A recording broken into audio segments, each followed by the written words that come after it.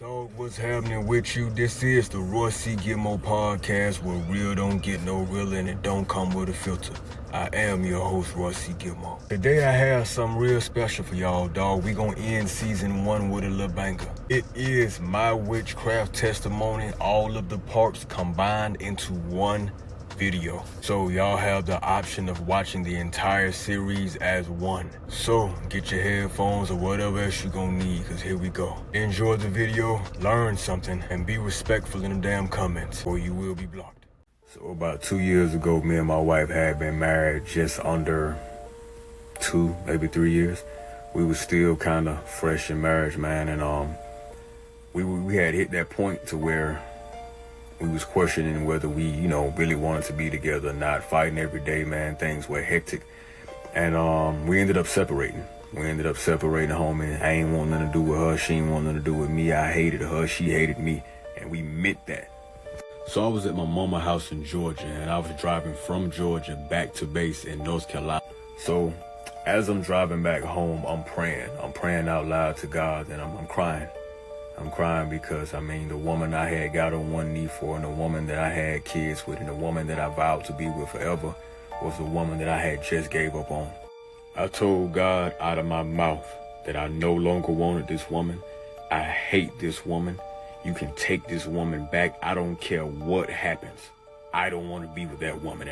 And the moment I said that, I got a Snapchat from this woman, and I do mean the moment I said I am done. We was on Snap, homie, so I checked out her page, man, and she was this, this pretty little petite Hispanic thing, long hair and all of that, but I ain't paying no mind, homie. What stood out to me was how she, presented herself. She spoke so eloquently, and she spoke as if she had some sense, and, I'm a sucker for good conversation, homie. So she was in the same city I was in. I enjoyed conversation with her, and I was already going out that weekend, so I just invited her, dog. She said, cool. So, fast forward, man, the day comes, I come and pick her up. So we in the restaurant home, and she keep doing this thing where she just staring at my hand. She picks up my hand, she look at my rings, she look at my watches, and she just keeps staring at the palm of my hand. And I keep asking her, like, hey, what you doing? And she just looks at me, and she just like, nothing. So, homie, we leave the restaurant, and we getting ready to head to the theater. So before we leave the restaurant, there was a box of chalk on the side of the restaurant that I didn't see. Don't know how the hell she knew it was there, but she gets it, and she writes my name on the sidewalk and her name in pink chalk, and she circles it. My name plus her name, like we was a couple, and she circles it. Now, I should have knew something was up, but men are stupid, and I ain't gonna lie back. In that moment, I was a dumbass. She was telling me, giving me red flags, but I wasn't paying attention. What I didn't know in that moment, dog, is that she had casted a spell on me. When she was tracing the inside of my palms, and she wrote our names in pink chalk on that sidewalk and circled it, she had put a spell on me. Now, the stuff that happens next, homie, is truly where it gets crazy. Where truly the meat and potatoes of the story is, homie, and things get truly crazy, man. But this is only part 1 of the story. There'll be a part 2, maybe a part 3, and a part 4 until the whole entire story is told complete, because I'm gonna get it all off my chest. But tune into this one and stand by for the next one. So this is part 2 to my experience with witchcraft. I'm gonna jump right into it. So after the date, I take her home. I go home. I go to sleep. I woke up the next morning, homie, and all I could think about was that woman. Now, keep in mind, she tried to have sex with me after the date, but I told her I don't have sex on the first date. I ain't that type of man. Fast forward, about a week later, man, it's become unbearable. I feel like I'm losing my mind, homie. So I text Shawty and I said, hey, I want to see you again. I'm going to pull up on you tonight, and I want you to come sit in the car with me. We're just going to chop it up. Now, I've really been thinking about you. So fast forward, homie, we link up, we in my car. I look that woman dead in her eyes, and I tell the girl, I don't know what it is about you, but I've been thinking about your ass for a week straight, and I gotta have you. I want you and everything that come with you. So we got to kissing after that, homie, and you already know what happened next. Fast forward, we just finishing up, and my phone ring. It's my mama, she calling me. Me and my phone is connected to the car, so when the phone rang, me and her both heard it. So I told her it's my mama. Hey, I gotta answer this. She kisses me on the cheek and says, it's okay, talk to your mama. She puts her clothes on. She says, I'll see you later. She gets out of the car and goes on. So I put my clothes back on and I answer the phone. And my mama says, son, what are you doing? Now keep in mind, it's 11 o'clock at night, so she don't call this late unless something wrong, so I'm already nervous. So when she asked me that, I just paused.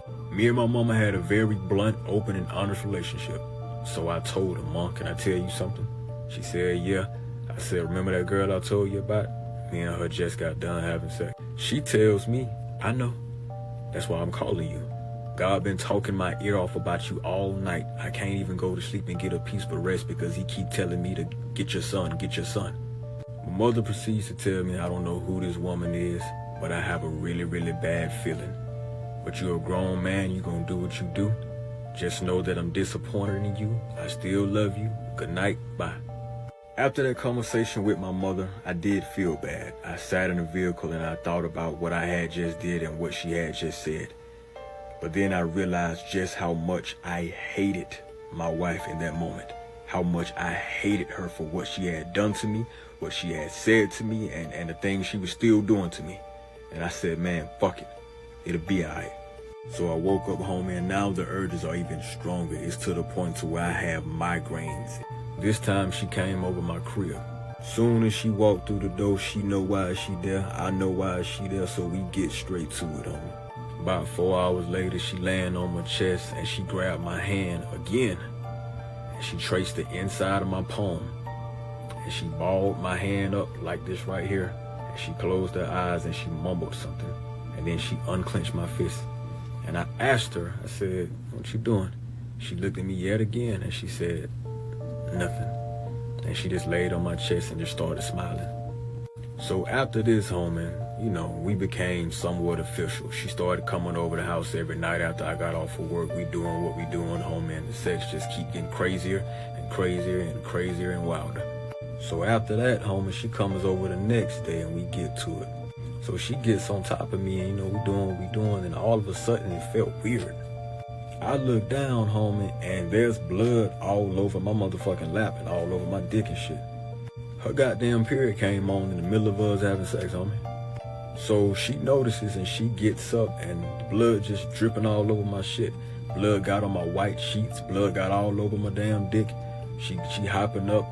She got blood on my floor. Went to the bathroom and cleaned herself up, man. She said, hey, I feel bad. Give me your sheets. I'll wash your sheets for you. So she gets my sheets and she leaves and she says, I'm sorry. I'm wash your sheets and I'll bring them back later. She leaves. I go lock the door. I check out the bathroom. There's blood all over my floor. There's blood all over my light switch. There's blood all over my toilet. There's blood all in my trash can. What I did not know back then is that sex on your period is ritualistic sex.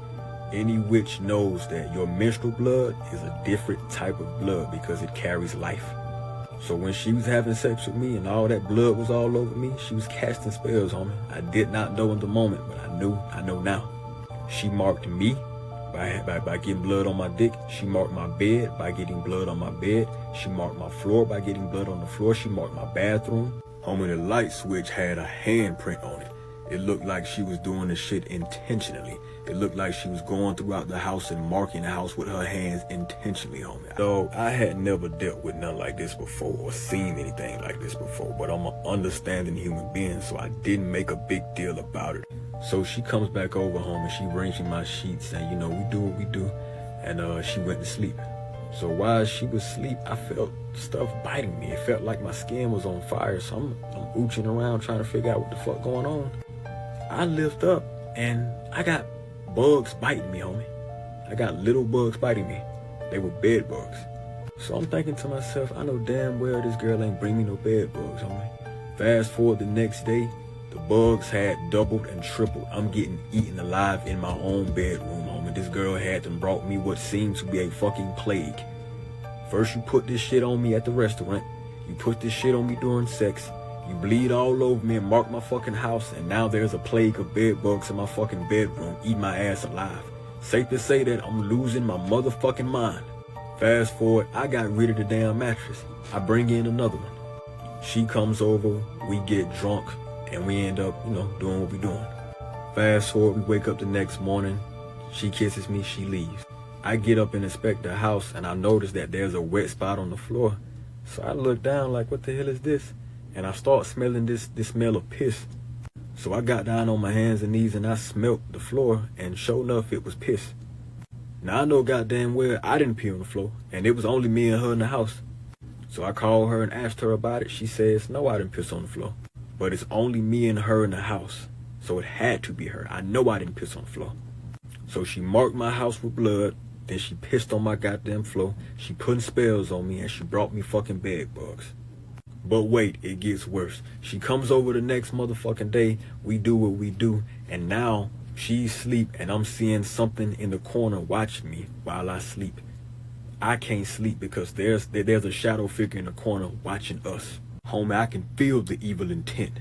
And I can visibly see this thing standing in the corner of my room watching us. It ain't moving, it ain't saying nothing, it's just watching us.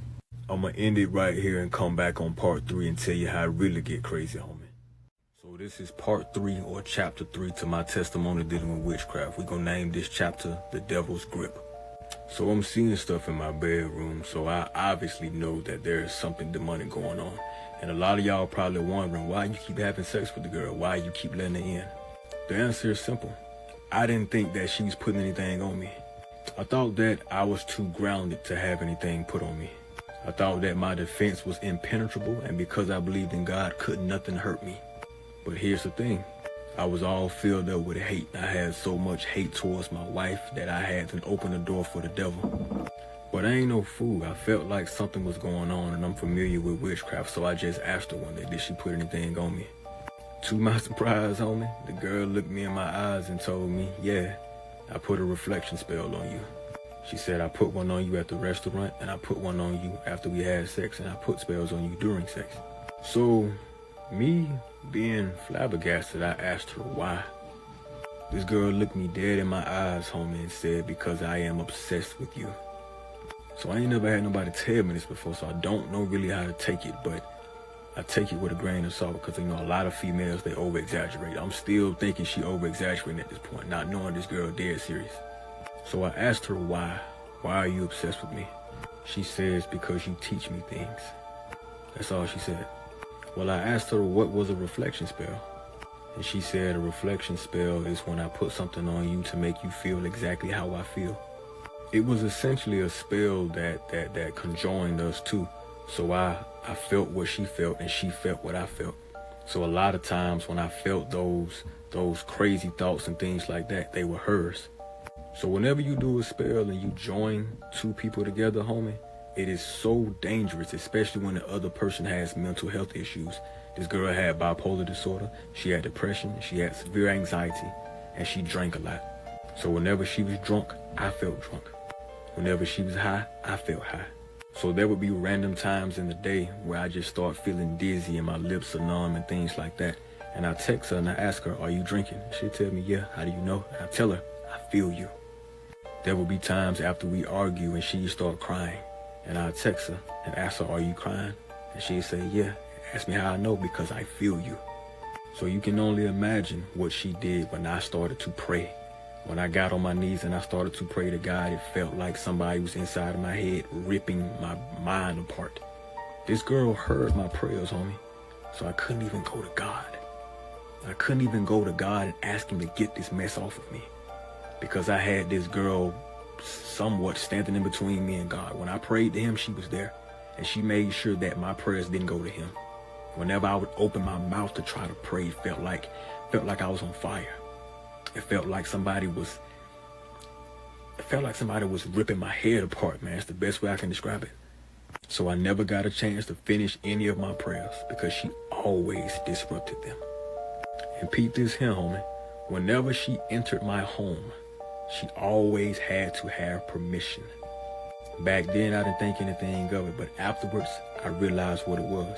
All demons and all spirits need permission to do anything in your life. In order for a spirit to wreak any havoc in your life, you have to be in agreement with it. So whenever she came to my house, she would stand at the door until I invited her in. I always said, come in. I always said, you can come in. Whenever she would come in my room, and she would never get in my bed unless I told her, you can get in my bed. She would always stand right by the bed. She would never get in the bed. She would never sit on the couch. I would always have to tell her, you can sit down, you can come in, you can get in the bed. She needed permission, and that was me coming into agreement with the damn demon, and I didn't even know it. So anyway, I'm losing my mind, homie. The urges are still there. They get more and more intense by the day. I'm losing my mind. I'm losing weight. I'm not eating. I'm not sleeping. And by the way, the bed bugs came back. They were now in the new mattress, and they were worse than ever. I'm being eaten alive. This girl is tormenting me, and I can't go to God, homie. I ain't never been in a situation where I couldn't go to God. I can't pray because this girl is between me and God.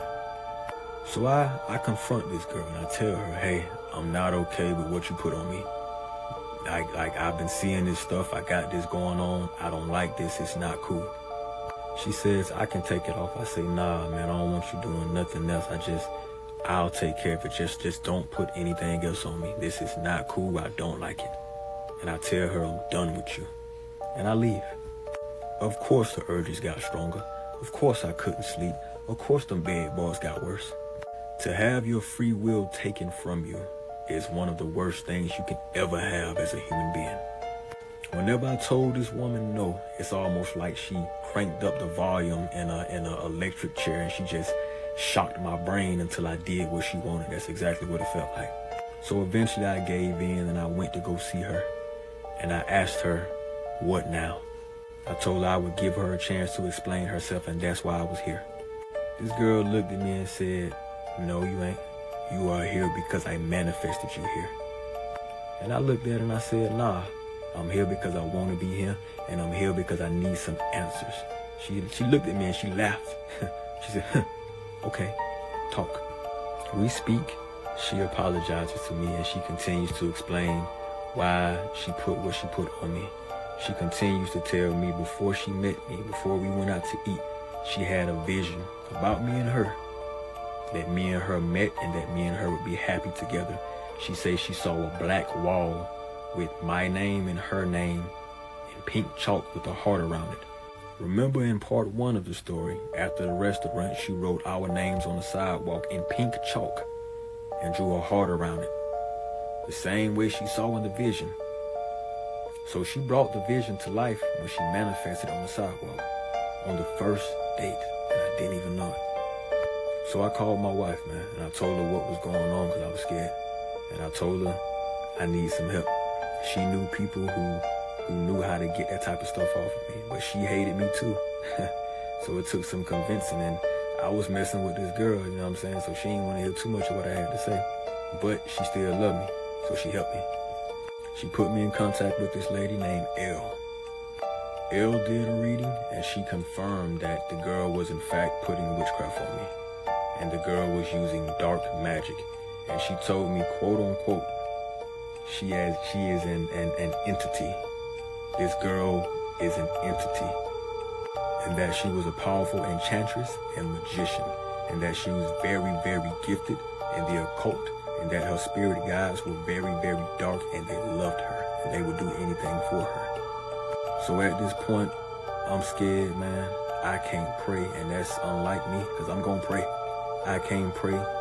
This demon is in my house, homie, and I can't get her out because every time I tell her no, she cranks up the volume and runs me crazy, man. So I gotta give her what she wants. So the people that kept asking why I kept having sex with her, it's because that's what she wanted. She initiated sex every time, homie. Every time. And I tried to tell her no. I did. I told her no multiple times. I even tried to make it seem like I needed to fast, because I fast twice a month. Without sex, I do. I fast twice a month, and I was trying to do that with her, and her thing would always be, I want some, I gotta have you. She had to keep that connection strong, homie. And the connection was formed through sex.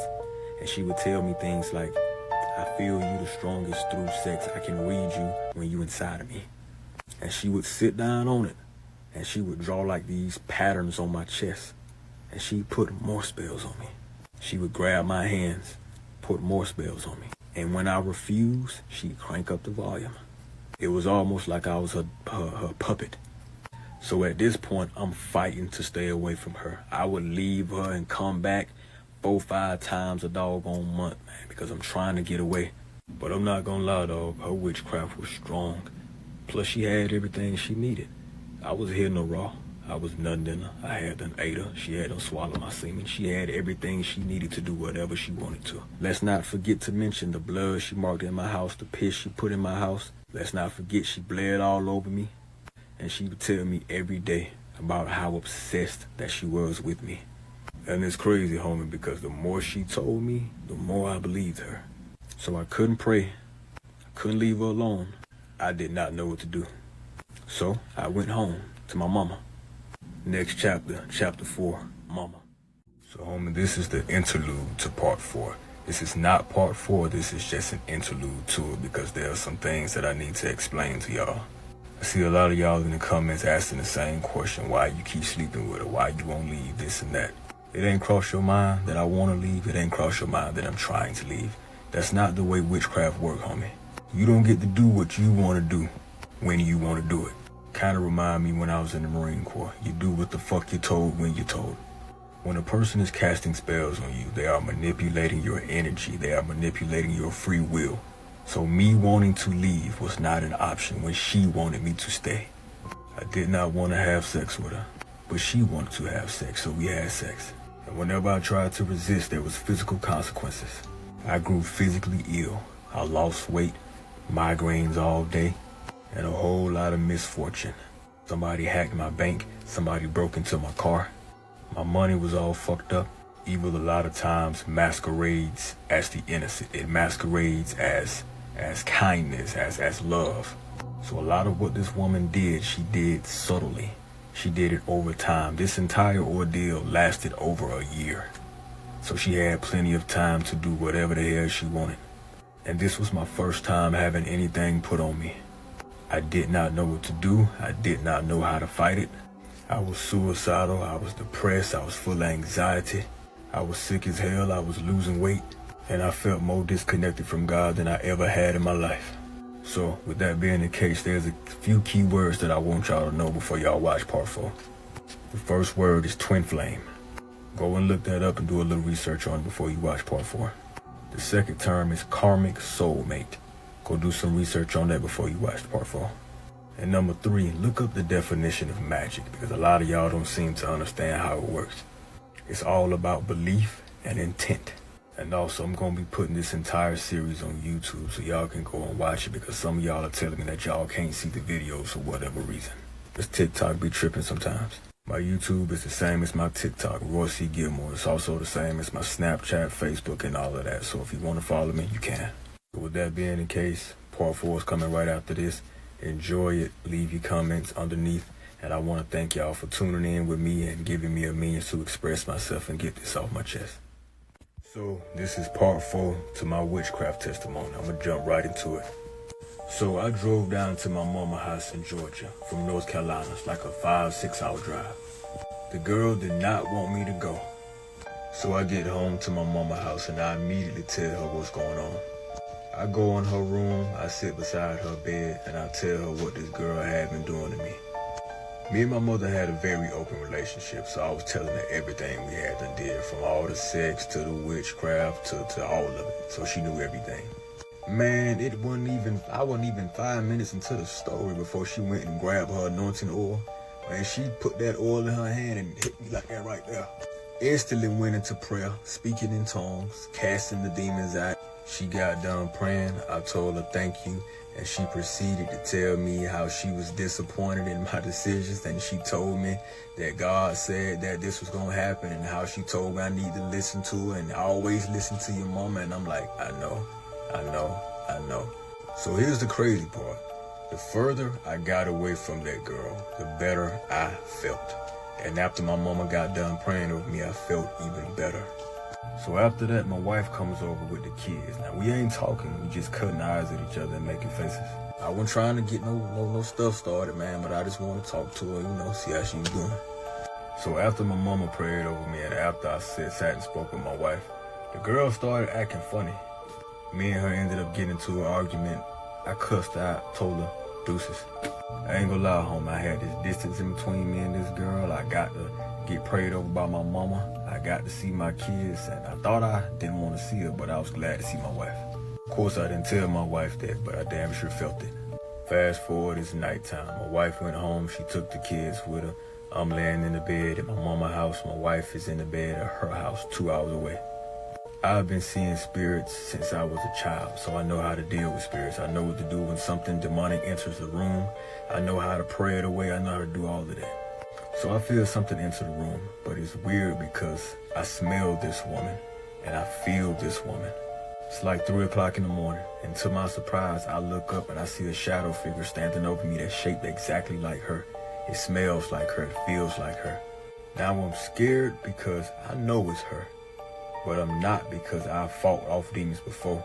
So I start praying, but as I'm praying, this thing, it feels like it's trying to slide into my spirit. This, whatever this was, it felt like it was trying to sit inside of my body. It felt like it was trying to sit right here in my stomach. I prayed it away the first time. I'd be damned if this thing ain't come back. Tried to do the exact same thing, sit right here in my stomach. It felt like it was trying to move inside of my body and push my spirit out in a sense of inhabiting my vessel. That's the best way I can describe it. So I rebuked it away the second time, but the second time it fought a little harder to stay. So after I rebuke it, man, I jump up, I'm sweating, I'm breathing all heavy, I'm half crazy in the head. I feel that feeling again, homie. She's somewhere cutting up that volume. The urges start, I'm feeling all crazy. This thing just tried to enter my body. Lo and behold, my wife calls me. It's like 3 o'clock in the morning, homie. My wife calls me. She crying and she's scared out of her mind. And she says, something just tried to attack me. Something dark and malevolent. It's the darkest thing I have ever felt in my life. So I'm scared because I'm thinking, okay, this girl came for me and then she came for my wife. My wife tells me I'm finna go to God and see what that was and who that was. If it's that woman trying to get to me because of you, I'm gonna knock your ass out. So sure enough, she calls me back a couple hours later and she tells me it was her. Deep down, I already knew it was her, but I didn't want to believe it. My wife was 38 hot and I couldn't blame my homie. So I waited till the morning time to call the girl. She picks up and I ask her what was she doing last night about 3 o'clock. She tells me that she was drunk. She said that after I broke up with her, she got drunk and she fell asleep in the shower. Now, the connection me and her had was still there, but it wasn't as strong. So of course I felt her that previous night. Of course I felt her drunk. Of course I felt her anger. She was 38 hot. So I was not surprised at all when she sent whatever she sent to me. So what y'all don't know is that my wife and I are twin flames and we are both very gifted spiritually. So when the girl sent something to her, she did a return to sender times 10. I asked the girl, had she sent anything to my wife? She told me no. I asked her if she sent anything to me. She told me no. Now obviously she was lying because I knew she sent something for me. It smelled like her, it looked like her, it was shaped like her, it felt like her. Come on. Fast forward, it's time for me to go back home, man. I drive back to North Carolina. Hear me when I tell you, man, as soon as I crossed the border of North Carolina, all of that trauma and all of that shit that I was avoiding when I left North Carolina, it cut back on, homie. It's like the closer I got to her, the stronger the connection got. And the stronger the connection got, the weaker I got. I fought her for about 3 weeks, man. And she was cutting up that volume the whole 3 weeks, but I was in so much pain. So I didn't want to have her in my house. So I told her to meet me at the park instead. I figured she can't put no more stuff in my house if I ain't got her ass there. So we met at the park. So we go to the park and she keep looking at my hands. I put my hands in my goddamn pocket. I say, damn you ain't doing nothing else to me. This goddamn girl looked at me and said, I don't need to touch you to do anything to you. I have everything I need. And truth be told, she was right. Then she proceeds to tell me that she went to the doctor because she had missed her period and she was doing a whole lot of bleeding. Long story short, she had a miscarriage. She was pregnant.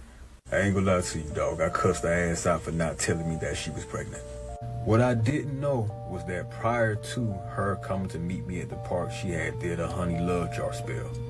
is when you take a jar and you fill it up with all type of sweets, honey, cinnamon, sugar, whatever the case is, syrup. And the sweeter the jar is, the sweeter the person is on you. So you take all of that, you put the person's name on it or whatever the case is, and you put your intent on it, and it'll make that person sweet on you. And I know this because the night prior to that, my wife had a dream where she went into the woman's home. God allowed her to go into the woman's home and see what she was up to. She saw her altar. She saw the jar with the liquid inside of it. She saw my name and her name on a sheet of paper, nailed to the wall with black coffin nails. And of course, my wife called me later on that night and told me about everything she had saw. Now, one thing about this woman, she was very, very, very good at manipulation. She was the smoothest talker I have ever met in my life. She was submissive. She apologized when she was wrong. She was forgiving. She was loving. And she was really, really good at making you think what she wanted you to think. And what she wanted me to think was that she was sorry for putting spells on me, and she was sorry for hurting me, and that she would never do it again. That, along with that honey love jar spell, it worked the way she wanted it to work. Fast forward, we over the house and she laying in the bed. 3 o'clock in the morning, I feel something walk in. It walked in, got in the bed, and sat in the middle of me and her. I look up and I saw nothing, but I felt the weight of a person sitting on my bed. It wasn't a fully grown person. It felt like the weight of a child. Long story short, she wakes up, I wake up. I asked her if she felt something walk in the room. She said yes. I asked her if she felt something sat on the bed. She said yes.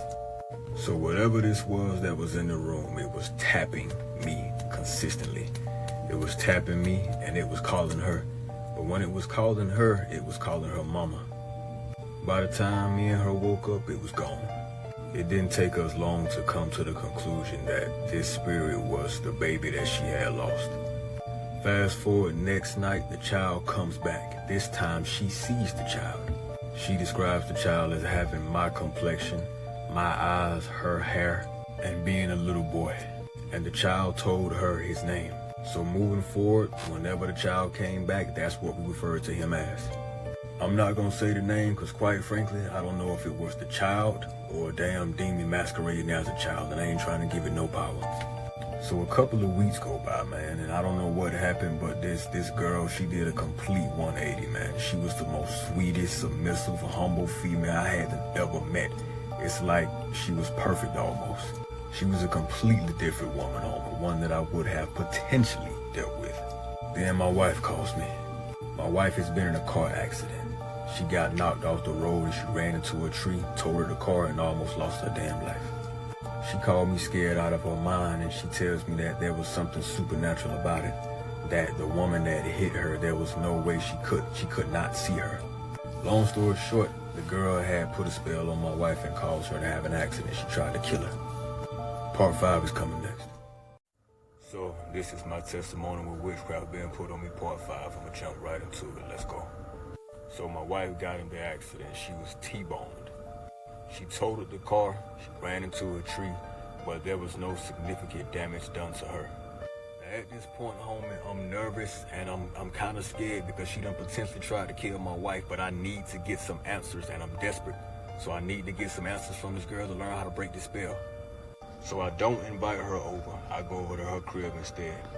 Now during this time, she was staying in a hotel because she was supposed to move into this crib, but the lady didn't have the house ready, so they put her in a hotel, and that's where she was staying until her crib was ready.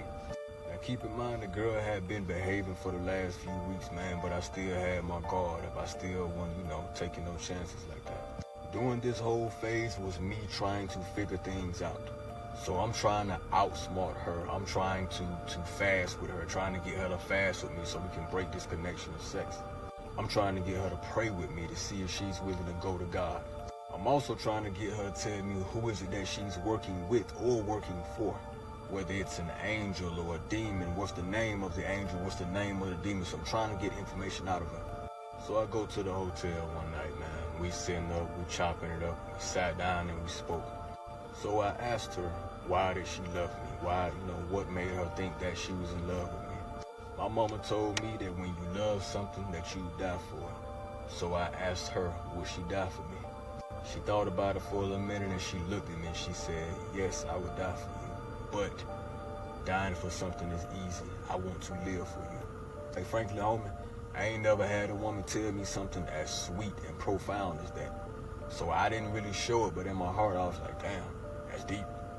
So after that, homie, we started chilling, man, and she looked over and gave me that look. I already know what time it is. Keep in mind, the witchcraft and the love spells are very much still active, homie. On top of her doing honey love jar spells every time I come over. So everything was sweet, everything felt sweet, so she was getting what she wanted. So she ended up getting what she wanted, man. About 5 minutes into it, though, she locks up. Her whole body freezes up, and she starts to stare off in the corner. And she starts to shake like she's never shook before. I'm thinking she having an orgasm, but nah, man, this was different. She was scared. Paralyzed with fear, she fell off to the side on the bed, balled up in the fetal position, and started to shake and cry. I'm thinking that she having a mental breakdown or some type of PTSD that kicked in from her past. So I just grabbed her and I started holding her and I started trying to, talk to her and console her. Because she keep looking in this corner, homie. She keep looking in the corner as if there's something standing over there or that there's something there. And it's this dark, eerie feeling in the room, homie, and I ain't gonna lie to you, dog, I'm scared. So I hold her for a few moments, man, and she finally opens up and tells me what's wrong. This girl tells me, homie, that there was something standing in the corner, watching her. Something that had been stalking her since she had been a child that she hasn't seen since she was a child. She described this thing as being black with a yellow smile and yellow eyes and always smiling. And she just staring at the corner in the room. And I'm looking up, homie, I don't see anything, but the crazy part about it is that I felt it there. I felt it, but I didn't see it. And I didn't want to see it. So she proceeds to tell me a little bit about her past and a little bit about her trauma. Her mother had died when she was young. I don't know if it was during childbirth or whether it was a drug overdose. Her father was in prison and he was gay. He was in prison for kicking a pregnant woman in the stomach. I don't know if he killed her or the baby, but he was in prison. And her grandmother was the one that taught her witchcraft. Her mother left her in a burning building when she was younger, and the house burned down with her in it. So she had PTSD and she was shaking in the middle of her sleep. And she would start sweating, reliving that trauma of being left in the fire when she was a baby every night. So they took her to foster care, and you already know what happened there. Her first foster parent held a gun under her chin and raped her. The second one that she moved to, they locked her up in the basement. They kept her handcuffed in the basement in the dark. And of course they was raping her. After that, that's when her grandmother stepped in and took her in and she taught her witchcraft. She also told me that in her last marriage, which she was in for 7 years, homie, that it ended because her husband whooped her ass while she was pregnant and killed their unborn child. She gave birth to a stillborn child, homie. So on top of all the other trauma she done fucking already went through, she got to give birth to a dead kid, homie. So she shot him.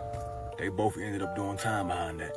Her for shooting him, and him for putting his goddamn hands on and killing their fucking kid. Now, after hearing all this shit, homie, I'm just sitting here listening and thinking, boy, what in the fuck you done got yourself into? So it explained why her magic was so strong, why she was so deeply rooted in hatred, because she had plenty of reasons to hate motherfuckers. When you go through that type of trauma, homie, there's a certain amount of emptiness that's left inside of you. And she told me that after she got raped, that's when she started seeing the demon. And I told her that the man that raped you, he dropped that demon off with you. And you've been carrying that demon with you that he's dropped off with you via sex. I honestly thought that demon was a manifestation of all her trauma. And I think that it scared her because it was a reflection of her trauma, or a reflection of her spirit, to be honest with you. So either way, I finally calmed her down. Later on, we go to sleep. Tell me why around 3 o'clock in the morning, I feel something approach me. Like I said, though, I can feel spirit, so I feel something approach me. Before I can open my eyes, something mushed me in my face like this, hard as hell, and said, leave. I jump up out my sleep, homie. I'm scared, my heart jumping all fast, I'm fucked up, and I'm looking around. And in my head, I'm like, I know what that was. This thing want me gone. I ain't gonna argue. I ain't gonna fight. I ain't gonna fuss. Homie, I got up, started putting my shoes on, man. She rolled over, was like, where you going? I said, I just thought about something. I gotta get back to the crib. So now I'm learning things about her. I'm getting enough information to kind of know what I'm dealing with and know how to kind of defeat this thing or how to go about breaking this bond with me and her. I tried to stay home and just talk to her, but of course she cranked the volume up. Half crazy and in pain, I went over there. She facing me, my back is towards the door. Tell me why little mama lock up again, freeze up again, and she standing right behind me this time. I look at her and I say, girl, what do you see? I promise you, homie, this girl looks at me and says, it's standing right behind you. So boy, obviously, at this point, I'm shaking like a little stripper and I'm nervous, damn near finna shit myself. But I remember what my mama taught me, so I started praying. Before I could start praying, she looked at me and said, it's gone. I look over my shoulder hesitantly like, do I really want to see what might have been here or feel what may have been here? Hell no. So I'm getting ready to leave, man, but before I leave, she tells me that each time she see it, it's getting closer and closer to me, and that it does not want me with her, and that it only came twice in her life, once with her ex-husband and then one time with me. So in my head, I'm like, this sounds like a spirit wife or a spirit husband. It's protective over her. Anybody that gets close to her tries to destroy her relationships. It's okay if we just fucking, but if she falls in love, it's an issue. Another thing come to mind is maybe she a black widow. Everything that she get involved with love-wise, she kills or she destroys, like that woman in the movie Eve's Bayou. Then I'm thinking maybe it's just a regular spirit that's attached to this woman that has grown fond of her. Maybe it's a monitoring spirit. Or maybe it's just a reflection of her inner fucked up world. Either way, I had something to go off of. So now I went to my mother, I went to my auntie, and I went to my wife, and I told them what I had saw, what I thought it was, and I got their opinions on it. They couldn't give me a definite answer, but one thing that they all agreed upon is that it sounded just like a spirit husband. A spirit husband is just like what it sounds. It is a spirit, a demon that's attached to you, that is somewhat in a spiritual marriage with you. It is super protective, and it is very stingy with you. It don't want you being in love with nobody or doing anything outside of it. Spirit spouses are obsessive, clingy, manipulative, and they will fuck your world up. Part 6 coming next. So this is part 6 of my witchcraft testimony. I'm gonna jump right into it. So this spirit spouse is involved now. The spirit spouse don't want me present, and I don't want to be present either. It only allows her to have sex with me but not be in love with me. So she begins to treat me like shit. So obviously I cuss out till I'm done with her. Of course she started coming with the honey love jar spells and then sweetening all the things up. Each time I left that woman, I resisted to come back a little bit more and a little bit more. Now the thing about witchcraft, homie, is unpredictable. You don't never know what's gonna happen, homie. Wake up one morning, my whole body is sore. I got headaches. I can barely move. I feel like I'm dying. Turns out I got COVID. So on top of these wicked dreams I'm having about this woman, strictly sexual dreams, and feel like she turning my head inside out, now I have COVID. Eventually I give in. She hit my line. She say, hey, I wanted to stop by and bring you some soup. I know you're sick. I wanted to bring you some soup, and I wanted to bring you some ginger ale for your stomach and some medicine. But I tell her, hey, you can only drop the food off. I have COVID. I don't want to get you sick. You got kids. I don't want to get them kids sick. So please just drop it off. You can leave it at the door. She says, okay, but I miss you. I just want to lay beside you. Keep in mind, love jar spells are very much active on top of whatever else she put on me. So she comes and gets under the cover with me. She laying beside me, and she keeps shuffling under the covers. So I'm looking at her like, man, what the hell this girl doing under this cover? So when I pull back the covers, this girl done got butt naked under the covers on me. All her clothes off, and of course she climbed on top of me and she trying to have sex with me. So I'm telling her, I have COVID. COVID done killed people before. I don't want to get you sick. So she tells me to just lay there. We ain't got to kiss, just let me do my thing. So this girl begins to have sex with me, home, and I ain't gonna lie to you, dog. I felt absolutely disgusting. I got COVID, man. I really don't feel good. I got a headache. I can't taste none. I can't smell none. My body's so all over. So in the middle of it, this girl leans forward and begins to tongue kiss me on me while I have COVID. So she gets done and she leaves. Tell me why a couple days later, she tests positive for COVID. And all 3 of her kids test positive for COVID. She gonna call me and say, yeah, I tested positive this morning. The kids tested positive too. Her homegirl in the background talking about something. Well, girl, at least he gave you COVID and not an STD. I ain't gonna lie to you, homie. I was pissed off and I was disgusted because them kids were too young to have COVID, homie. And anything could have happened. And she blatantly risked her life and them kids' life for a couple of nuts. So now she has a reason to come over the house. I'm sick and she's sick. Having COVID ain't an excuse no more. So she come back to the crib later that night and she sit on it. And she locks up again, but this time she like, I can't feel you. I can't connect to you. Something ain't right. I feel blocked. She starts asking me what have I been doing and who I've been talking to. So I'm looking at her like, what you mean? She tells me usually when you inside of me, I can feel you. I can see everything about you, and now it's blocked.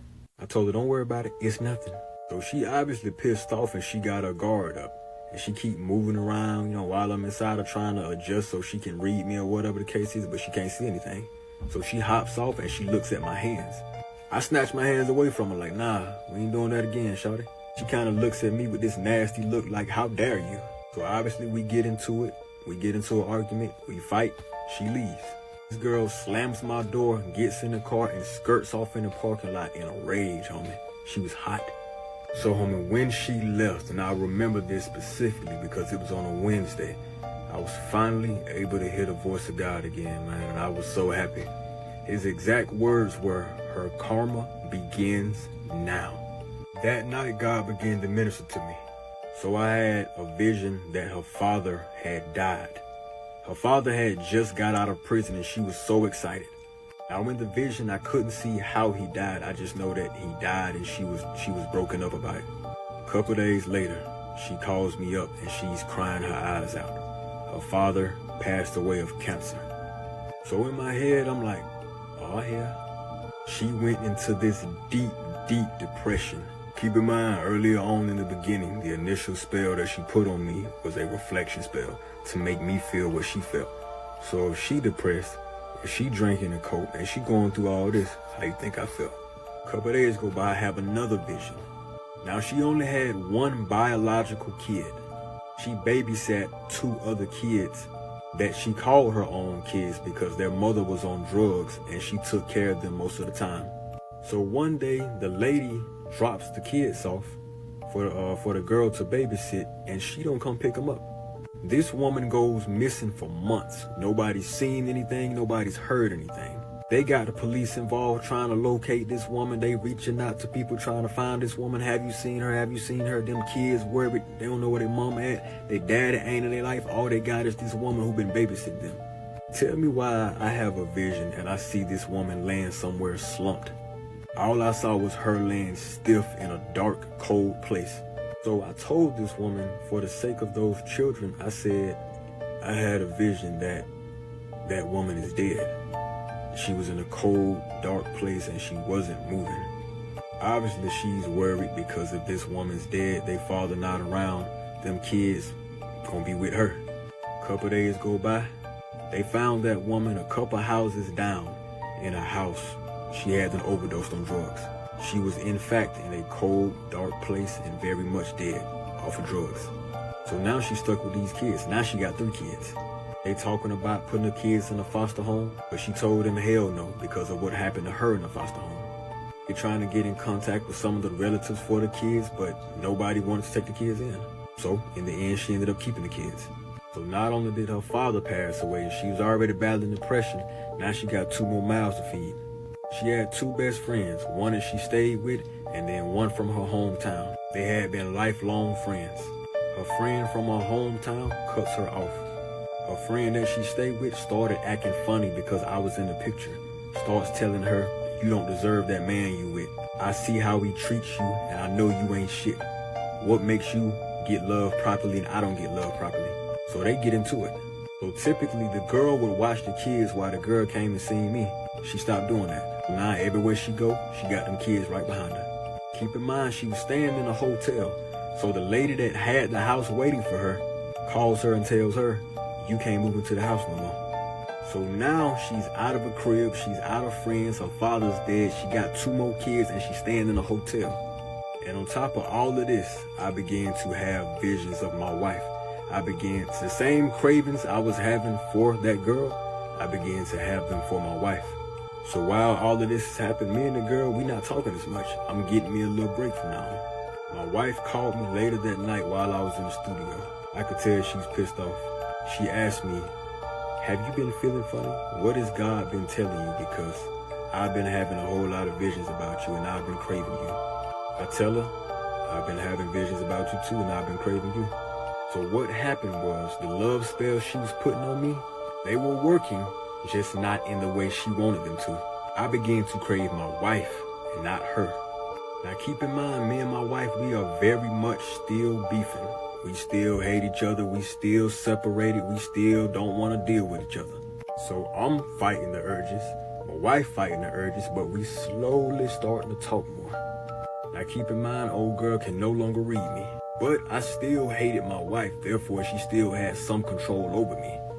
Fast forward, my mama calls me. She invites me home to a family event. What I didn't know was that she had invited my wife as well, and she didn't tell my wife I was coming, and she didn't tell me my wife was coming. She was being messy.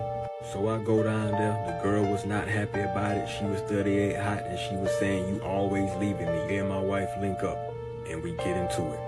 Mama steps in, and she tells me, baby, you need to forgive your wife. As long as you have that hate in your heart, God is not going to allow you to prosper. That's when the solution to get this witchcraft off of me dawned on me. Part 7 coming next. So pertaining to my witchcraft testimony, homie, a lot of y'all keep mentioning the fact that I'm married. He keeps saying his wife, but he messing with this other woman. Me and my wife were separated before I met this woman. And as y'all know, hate was the driving force behind the power for this woman to have witchcraft on me.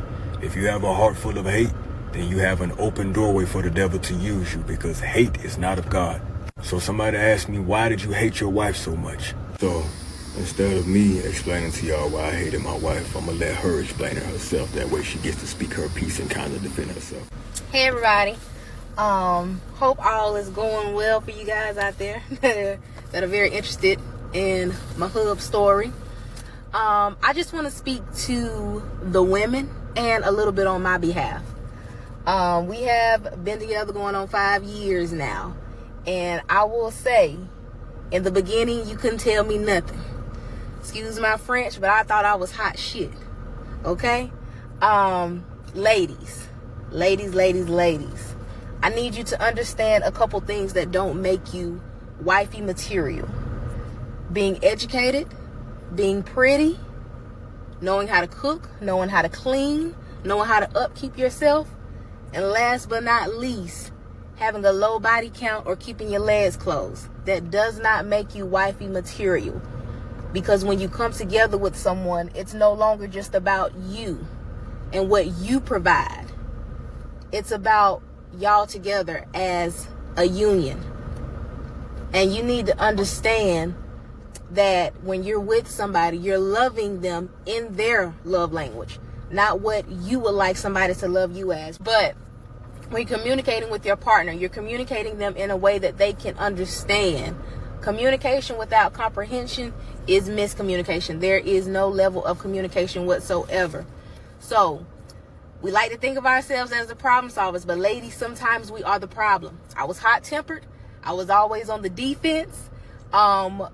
When he was coming to me, talking to me about issues that was bothering him, I would flip it around on how I feel.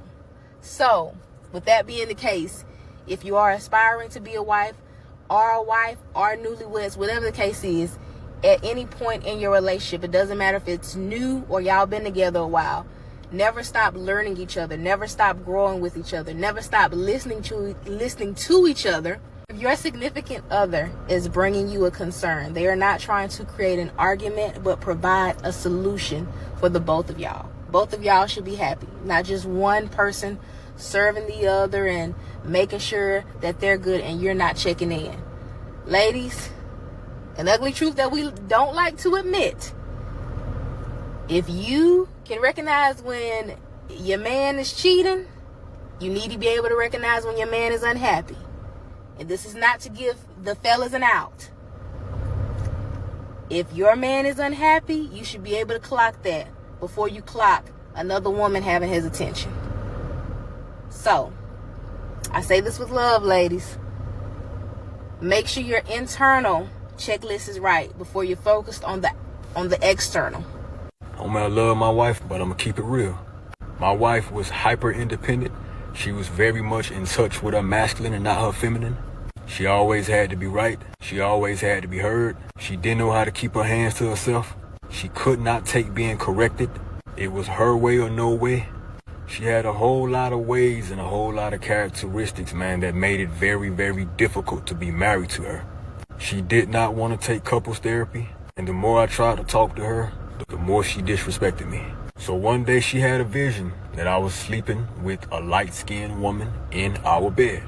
Now at this time, I didn't know who the hell this was, because I'm like, I ain't fucking nobody else.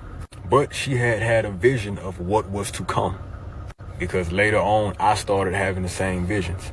And I came to her and I told her about it, like, hey, you make me feel awful on a day-to-day basis. If you do not treat me better, I am going to leave you. I have taken all I could take from you, and I'm trying my damnedest to love on you, woman, and be here for you. She looked me in my eyes and she told me, I don't give a damn what you do. If you want to cheat, go ahead and cheat. I don't care. That broke my fucking heart. I ain't gonna lie to y'all. That broke my heart. So, instead of bitching about it, I left. She brought me the separation papers. I ain't even bring them to her. She brought them to me. But she was not expecting me to sign the separation papers. When I signed them and I gave them back to her, she looked at me and she was like, oh, you serious? And then that's when it started to click to her, like, this man is for real. So she hit me up and she was like, hey, I'm finna get this signed. I'm finna go to the notary and get it signed. You sure you still want to do this? And I told her, yeah. Sign it, send me a copy. She was hurt, but she did it, and we separated. She hated me for leaving her. I hated her for fucking treating me like shit. Then that's when the vision came to pass, man. That light-skinned woman that she was talking about, or that light-skinned woman that she had a vision about, it's the woman I met. While I was with this woman, homie, my wife called the police on me. She called my command while I was in the military to have me sent to the brig and have me kicked out of the military, telling them that I was screwing this girl and this and that. She had her family hating me. Now here's the beautiful thing about growth. Now we both look back on that shit and we laugh about it. Only married people gonna understand that. Somebody who ain't married gonna have all the advice in the world to say about what should be done, what you should have done. If your ass ain't married or ain't ever been married for some time, you can't speak on what people do in marriage. It's a different ball game when you're in it. The same thing with witchcraft, homie. A lot of y'all talking about what I should have done, what I should have did, why I kept going back, why I kept doing this. Meanwhile, you ain't never had witchcraft put on you, so you don't understand. And truthfully, I hope you never do. Truth be told, at some point or another, both parties hate each other at some point in the marriage. Whether it's that man hating that woman or that woman hating that man, at some point, y'all gonna not stand each other. That's just marriage, homie. This is part 7 to my witchcraft testimony. I'm gonna jump right into it. Before y'all watch this video, go watch the interlude to part 7 so you have a little understanding of what I'm finna say. Before I speak on this woman, man, understand that I'm speaking past tense. Understand that the feelings I had for her back then were back then and they are not active. Me and my wife are still together. Me and my wife, we have healed from this. This happened 2+ years ago. And we look back at this shit and we laugh about it. I'm gonna name this segment Lovejaw Lacey. That's what we gonna call the woman that was putting the witchcraft on me. But in the beginning, Lovejaw Lacey, this woman, she was submissive. She listened to what I told her. She was feminine. And quite frankly, she knew how to treat a man. Before I knew about all the witchcraft, she would take me on dates, man. She took me to this picnic date one time where she bought all this food and all these snacks, man, and she brought board games, and we sat outside and we had a picnic and we played board games. I personally never had a woman do that for me. A lot of times, men are always the one to treat a woman, but it's so rare that a woman will treat a man. A lot of times, it's the man paying for the woman's hair, the woman's nails, and stuff like that. This woman will pay for my haircuts. When she left in the morning, she would leave me some money on the dresser. It was kind of crazy, like I was a damn prostitute or something, but she would leave me some money on the dresser, and she'd tell me, go buy yourself some breakfast today, or go get yourself a haircut today. It's on me. For the women watching, I'm gonna tell y'all this. Y'all think that sex controls men. Nah, a submissive woman controls a man. I was used to telling my wife to do something 3 and 4 times and it still didn't get done. With this woman, I tell her to do something 1 time and she do it. Sometimes she stopped what she was doing in that moment just to go do it. And again, I'm not looking for a puppy dog woman. I'm not looking for a yes woman, but a woman that respects me. I got my own money. I pay my own bills. I got my own crib. I got my own car. If you coming into my life, you need to add to what I already have. Being hard-headed and being argumentative and all that other mess, you stressing me out. I don't want that in my life. I don't need that in my life. So if you're going to be present, add to the value that's already present. And that's what Lil Mama did.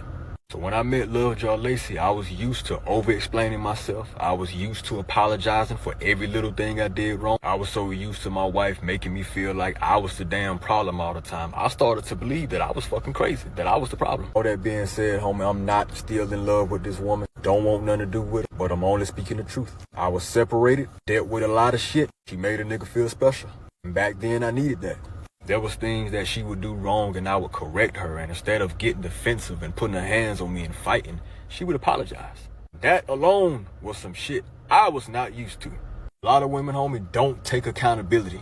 A lot of them believe that being pretty gives them a reason to be disrespectful. Did I know I had witchcraft put on me at the beginning? Hell no. Everything just felt so good. Little did I know she was putting Lovejoy spells on me back then. That's why it felt so damn good and why I was so sweet on her. But it's crazy because my wife had a vision months prior to me meeting this woman. And that was God's way of telling my wife, treat your husband better or you're going to lose him. I was having dreams about messing with other women. I told my wife, she told me she ain't give a damn. Not only I heard that, but God heard that as well. Not only did God hear that, the damn devil did as well. So I'm going to tell y'all the crazy thing about Lovejoy Lacey, man. It's almost like when the enemy sent this woman, he specifically instructed her to say and do certain things to convince me that she was the one for me. My wife had this obsession with sunflowers at the time. She literally used to be saved in my phone as my sunflower. And that is literally how I used to refer to her. She loved being referred to as my sunflower. So tell me why when I meet this woman, I go to her house. Her house is covered in sunflowers. She has a sunflower wreath on her door. And she looks up at me when I'm kicking it with her one day and she tells me, I'm your sunflower. She was Dominican, black and white, had a head full of hair. She had that track star body. She was like 5'3". Quite frankly, homie, she was built like a Coke bottle. And I ain't gonna lie, I love that shit. She had the softest damn skin I done ever felt on a woman. She always drank her water and she ate a lot of fruit. And whenever we had sex, the sex was so goddamn passionate, homie. It felt like we was really in love. It felt like we was really meant to be together. And it wasn't no ordinary sex, homie. Typical sex for a lot of people lasts 5 to 15 minutes. As I said before, this ain't no disrespect to my wife, man, but I'm being honest. Without witchcraft put on me, I'm an Energizer bunny. So you take that and you amplify it with witchcraft. You do the math. We had sex for hours and hours, homie. And it don't matter what she was doing, where she was at, she always told me, yeah. That was something I wasn't used to. Truth be told, homie, me and my wife fought too much to be intimate back then. I would often wake up at 3 o'clock in the morning with this girl. Whenever I couldn't sleep, I'd roll her ass over. She let me do what I do.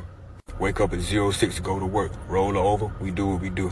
11, 12 in the afternoon, lunchtime, we link up, we do what we do. I get off work, 4:30, 5 o'clock, we do what we do.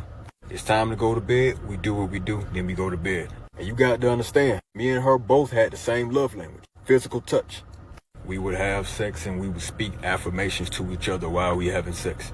It almost felt like we was high off adrenaline because when we was into it, man, we literally lost track of time, man. Hours later, we sweated, we exhausted, and we still all over each other. It literally felt like obsession. Didn't matter how many times we had sex, I still could not get enough. She could not get enough. Got off of work at 4:30, 15-minute drive home. Get home at 4:45. She there by 5 o'clock. We would often manifest things while we having sex, and yes, that is considered sex magic. Did I know that back then? No. People say all type of crazy stuff during sex. I want this forever. I want you to love me forever. I love you so much. Don't you ever leave me. This pussy yours. This dick is yours. All that. That shit have meaning. You can manifest a whole lot of unhealthy shit by opening your mouth during sex when the energy is so high. Here's the crazy part. I'll never forget this. Me and this woman was having sex, man. She was on top of me, and we had the TV off and the lights off. In the middle of her having sex, she was orgasming, and she started screaming, I love you, I love you, I love you. The energy was so high in the room that the television that I had mounted to the wall, it cut on. A bright flash emitted, and then it cut off. The remote wasn't nowhere near us, and it was just us in the house. We stopped. We looking around like, what the hell just happened? The energy was so high in the room that it was fucking with the electromagnetic frequency in the fucking TV. I mean, we would record ourselves fucking, and in the video, we would go back and watch it, and we would be surrounded by angel orbs. Now, what that looks like on camera is like a whole bunch of small lights in the camera. It looked like we were surrounded by damn stars. That is how high and how potent the damn energy was. And if you don't know about angel orbs, go look it up. Truth be told, man, a lot of y'all don't really be having sex like that. Y'all lay down and get fucked, and y'all get up. A lot of y'all don't know what damn stacking orgasm is or edging, and if you do, you probably ain't never damn did it. As far as spirituality goes with sex, a lot of y'all don't practice tantric sex. A lot of y'all don't know what tantric sex is. A lot of y'all also don't know about erogenous zones, so you don't know how to apply that during sex with your partner. Sex is an exchange of energy. A lot of people don't study sex. A lot of people just have sex just to be having it. But when you are a spiritual person and you really want to please your partner and you really take sex serious, you look into things like the practice of tantra. You look into things like affirmations during sex. You look into things like stacking orgasms or quote unquote edging. When you doing all that to a woman, man, or you doing all that to a person, that shit is dangerous. It's very, very potent. It's very, very powerful sex. I'm not gonna lie to you, dog. Me and this woman did a lot of supernatural shit, and I witnessed a lot of supernatural shit with this woman. I literally felt like me and her together were strong enough to manifest the weather to change. Keep in mind, she put a reflection spell on me so I could feel what she felt and hear what she thought, and she could do the same for me. But me and this woman was linked spiritually. We literally acted as one. So when we put our heads together, we did some supernatural crazy shit. And I had never had that with any woman. It literally felt like she was the woman for me. She was indeed a karmic soulmate. In part 8, I'll explain what a karmic soulmate is. Part 8 on the way. Love your lacy, I've been sweet on you. Something going on that got me sweet on you. Spirit keeps saying I should be leaving you. Leaving you alone, I've been meaning to. Something going on that got me sweet on you. Something going on that got me sweet on you. Love your lacy, love your lacy. Something going on that got me sweet on you. Love your lacy, love your lacy. Manifested me and driving me crazy. Love your lacy, love your lacy. Manifested me and driving me crazy. Love your lacy, love your lacy. Manifested me and driving me crazy. Love your lacy, love your lacy. Don't you worry, 'cause I see you, baby. Again, you would never have me. So motivate, baby, so motivate. Again, you would never have me. So motivate, baby, so motivate.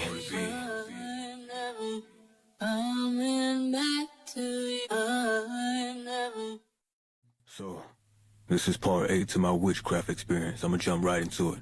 So in part 7, I spoke about a karmic soulmate.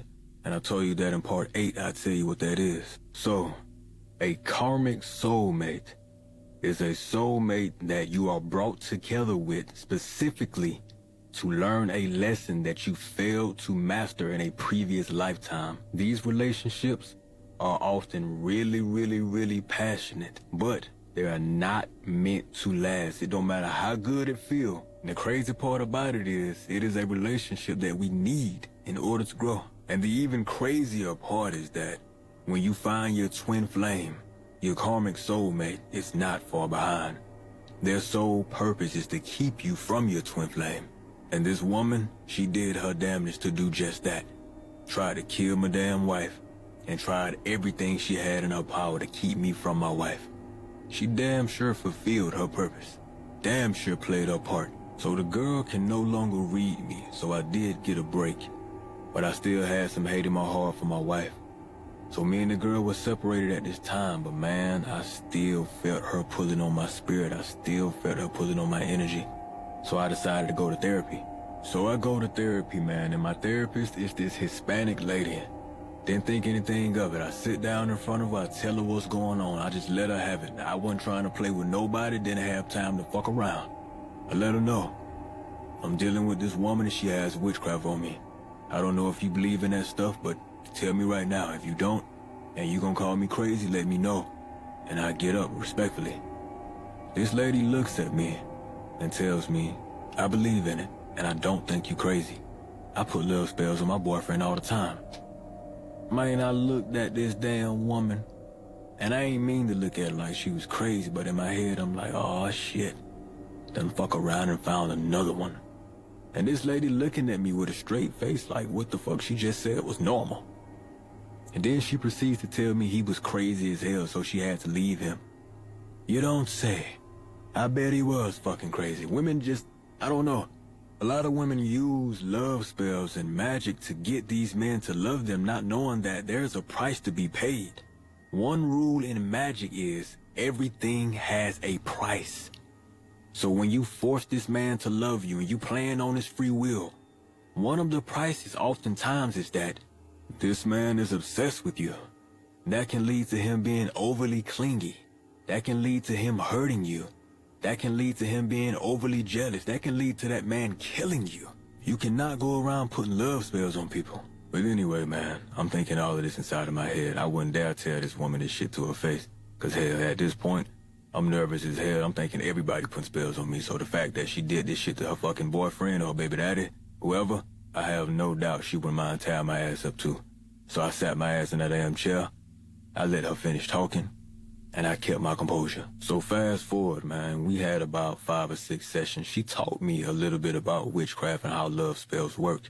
So as time went by, I began to get a sense of relief going to her because she was teaching me about this stuff and how to essentially fight back.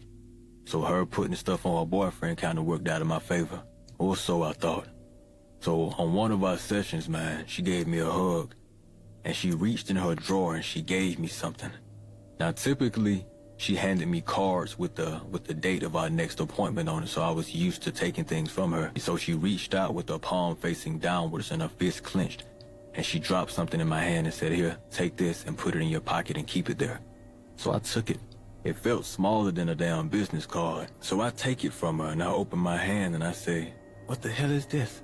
It was a pendant that was a hand with an eye in the middle of it. I asked her what it was and she said it was an evil eye. It's supposed to protect you from negative energies. Now I hadn't seen this thing before, I had never heard of it before, so I was kind of confused and I was kind of scared at the same time, but she told me to put it in my pocket and keep it there at all times. And then she told me to leave because her next client was coming in, so I just held it in my hand as I walked out. And when I went to my truck, I sat in my truck and I just held it in my hand like, man, I do not want to bring this home, man. I don't even want to put this shit in my pocket. I don't want to put it in my car. I don't know what the fuck this is, man. So I threw it out, and then I drove off. Now later on that night, in my bed, as I'm asleep, I had this dream. This very, very deep and dark and very, very unsettling dream that woke me up out of my sleep. So in this dream, it was me and Lovejaw Lacey. And me and this woman were both in hell. We had died and went to hell. And we were both sitting on a throne like we were king and queen. And before us, there were thousands of demons, legions of demons on their knees. And they were worshiping us as their king and queen. And while they were worshiping us, she was happy as can be. But me, I was not. It's almost like she had died and she knew she was dead and she accepted her fate. But it's like I was in hell, but I was alive. Because I had all of my memories. I had all of my feelings back when I was alive. Now, as I'm sitting on the throne with this woman, I was looking up. And as I was looking up, I could see heaven. And I could see my wife, I could see my mother, I could see my family. And I was reaching out for them. And they were reaching out for me, with tears in their eyes. And they were mumbling words, but I could not hear them. Whenever I tried to pray, while I was in hell, I could not mutter the name Jesus. And I could not say a prayer to him. Whenever I tried to, I bit my tongue, and it caused me great pain. Dad said it would make me angry, and whenever I got angry, the demons began to roar, and they began to praise me even more. It's almost like they worshipped my hate. They worshipped my anger, they worshipped my rage, and I was absolutely terrified. I was shaking in my sleep as I was shaking in the dream. And then the dream fast-forwarded, and it showed me the end result between me and Lovejoy Lacey. In this dream, this woman came to my apartment, she lured me outside, and she shot and she killed me. And as I fell to the ground, bleeding out, dying, she walked towards me and she laid beside me. She looked me in my eyes, she held my face, and she smiled as she put the gun to her head and she committed suicide. When her blood and my blood merged, our fates were sealed. And this is what she had planned all along. But that was not the end of the dream. There's more. So fast forward, I'm in this room and it's dark and I've never been here before. But I saw Lovejoy Lacey there. I saw her praying on her knees. She was praying to this altar. It was pitch black dark around 3 in the morning, and the room was covered with lit candles. On her altar was pictures of me, pictures of her, pictures of me and her. There were 4 black coffin nails beside a piece of paper with my name and her name, along with what seemed to be about 20 mason jars. They all had this brown substance inside, and they all were labeled with my name on them. And I see her praying like her life depended on it. And as I see her praying, she stops and she turns around and she looks dead at me, as if she knew that I was watching her in spirit. She looked at me and she smiled and she continued to pray, unfazed and unbothered. And then I woke up from the dream, covered in sweat, shaking and hyperventilating. God told me immediately, if you do not let go of the hate that you have for your wife, this will be the outcome for you. I began to break down and cry. I got out of my bed and I walked around my house and I began to pray. And as I began to pray, visions of every foul thing anybody had ever done to me began to fill my conscience. Not only just my wife, the people in the military, my mother, family members, friends, and I absolutely went fucking ballistic. I grew enraged. I threw everything off the dressers, snatched all the covers off the bed, and I began to scream. In the midst of my madness, my phone rang. It was my wife. I did not answer the phone at first. I was too angry. But then the phone rang again. I answered the phone, and to my surprise, she told me about the dream she had just had. She had also been inside the same room, saw the same altar with the same candles, the same jars, and the same woman. I was very surprised, but I was even more so surprised at what she said next. She said, I felt your rage. I felt your rage in my sleep. It was sickening. My whole entire body is hot. The kids are up, the kids are scared, and so am I. But that's not why I'm calling you. I'm calling you because in the midst of me suffering from your madness, I heard God give me a message to give to you. And that message is, enough. Part 9 coming next, tug of war. So, this is part 9 to my witchcraft testimony, tug of war. So after I calmed down, I began to really listen to what God was telling me. There was 2 options. You either let it go and forgive your wife so God can get you out of this mess, or you hold on to the hate and you get what you saw in the dreams. I thought about this incident when I was 17, when my cousin tried to kill me, and my grandmother and the whole entire family split into 2. One side supported me and one side supported him. The police got involved and they told us it can go either way because you have people on his side and people on my side. And crazy enough, my grandmother was willing to go to court and testify on his behalf against me. That enraged me, and it sure enough enraged my mother. And it tore the family apart, man. I ain't gonna lie to you, I hated my grandmother for that. And my mother never said it, but I do believe she did too. So, long story short, man, one day my grandmother called my mother. Mother didn't want to answer the phone, but something told her to.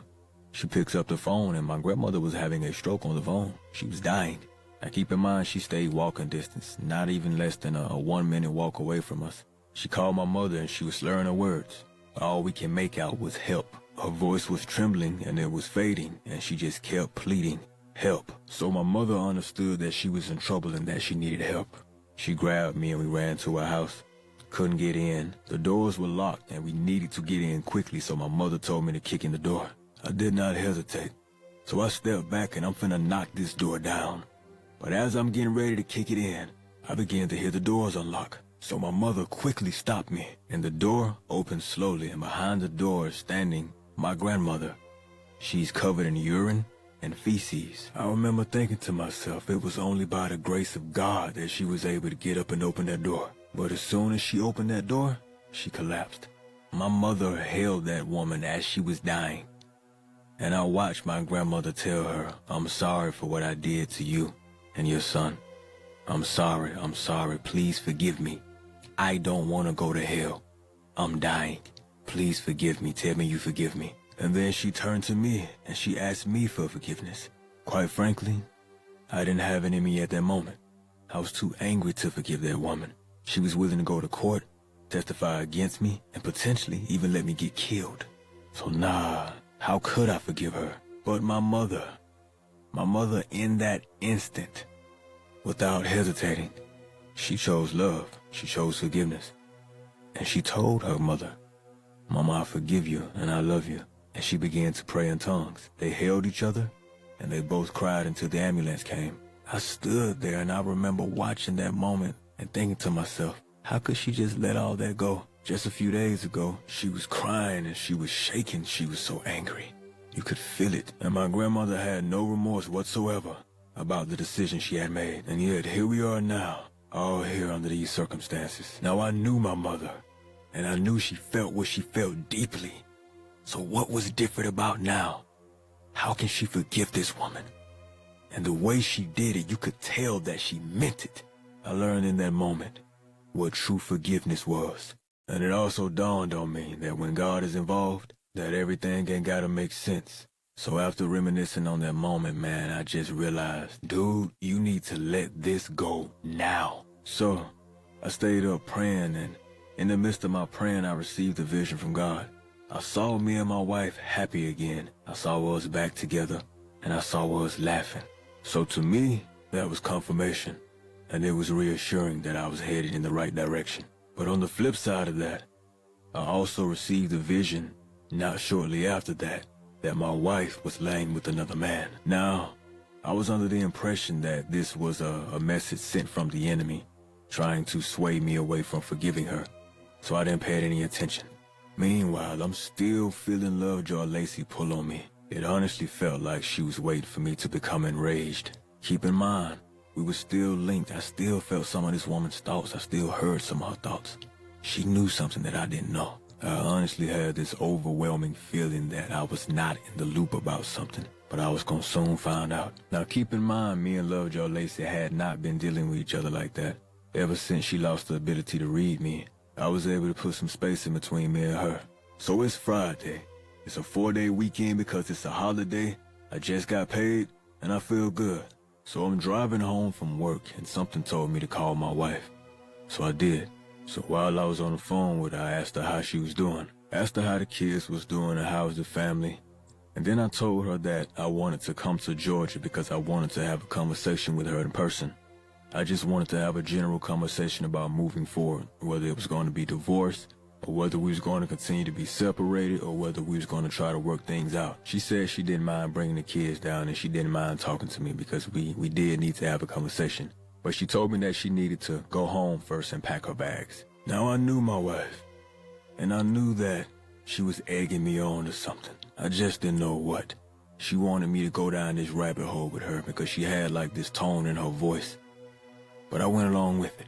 So anyway, I told her, go home. I thought you was already supposed to be home. Are you not home? If not, where are you? And she was like, I'm over such and such house. And I'm like, who is that? And she was like, I spent the night over his house last night. And I said, spent the night? I'm like, okay. Well, did y'all do anything? And she said, yeah, we had sex. And I just paused over the phone, and I remembered I was at a stoplight, and I just paused. And I thought about that vision I'd had that previous night about her laying with another man. I revisited that feeling about me being kept in the dark about something. And I also revisited that feeling that I had about Lovejoy Lacey knowing something. And it seems that I was correct. She had been laying with another man. Whether the vision was from God or the devil, it was true. Now keep in mind, I know my wife, and I also know why I left her. So I asked her, did you lay with that man to get back at me?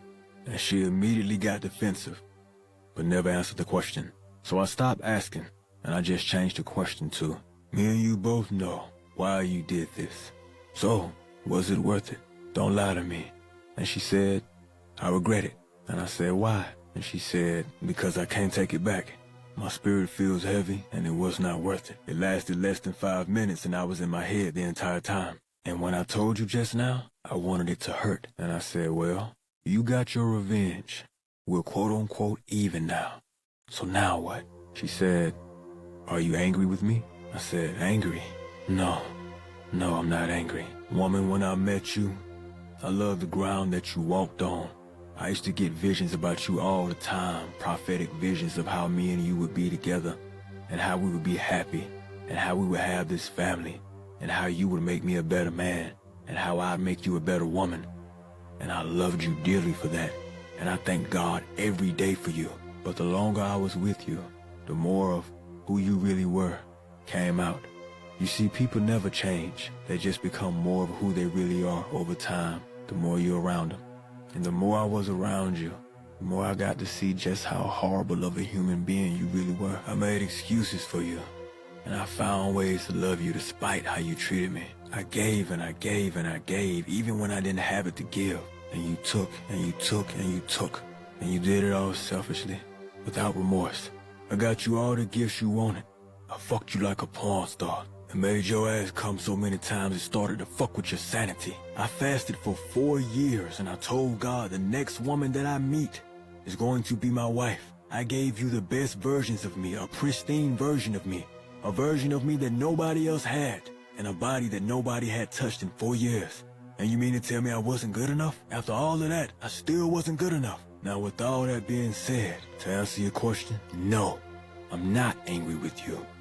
There's nothing else that you can possibly do to me to hurt or faze me. You've done it all. She began to cry, and she told me I was losing my mind while you was with that woman. You was out with another woman, doing whatever you wanted to do. So I went out, and I got with a man. I did what I wanted to do. And I told her, you know just as much as I do what's going on. I only wanted somebody to talk to, somebody that didn't make me feel like shit. I did not expect any of this.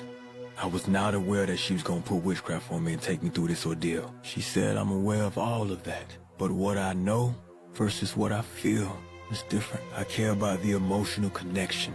And the emotional connection between you two was real. Witchcraft or no witchcraft. And since we being honest, even if it was a small part, there was still a part of you that wanted to be there at some point. She gave you things that I wasn't giving you. She loved on you in ways that I wasn't loving on you. And I'm woman enough to admit that now. So although she did put witchcraft on you, a part of you wanted to be there. And it's that part of you that I'm angry with. Part 10 coming next. Twin Flame. So this is part 10 to my witchcraft testimony. So I had visions of my wife laying with another man. Turns out that those visions were true. My wife told me she did it to get back at me. So we at this point. I had laid with another woman, she had laid with another man.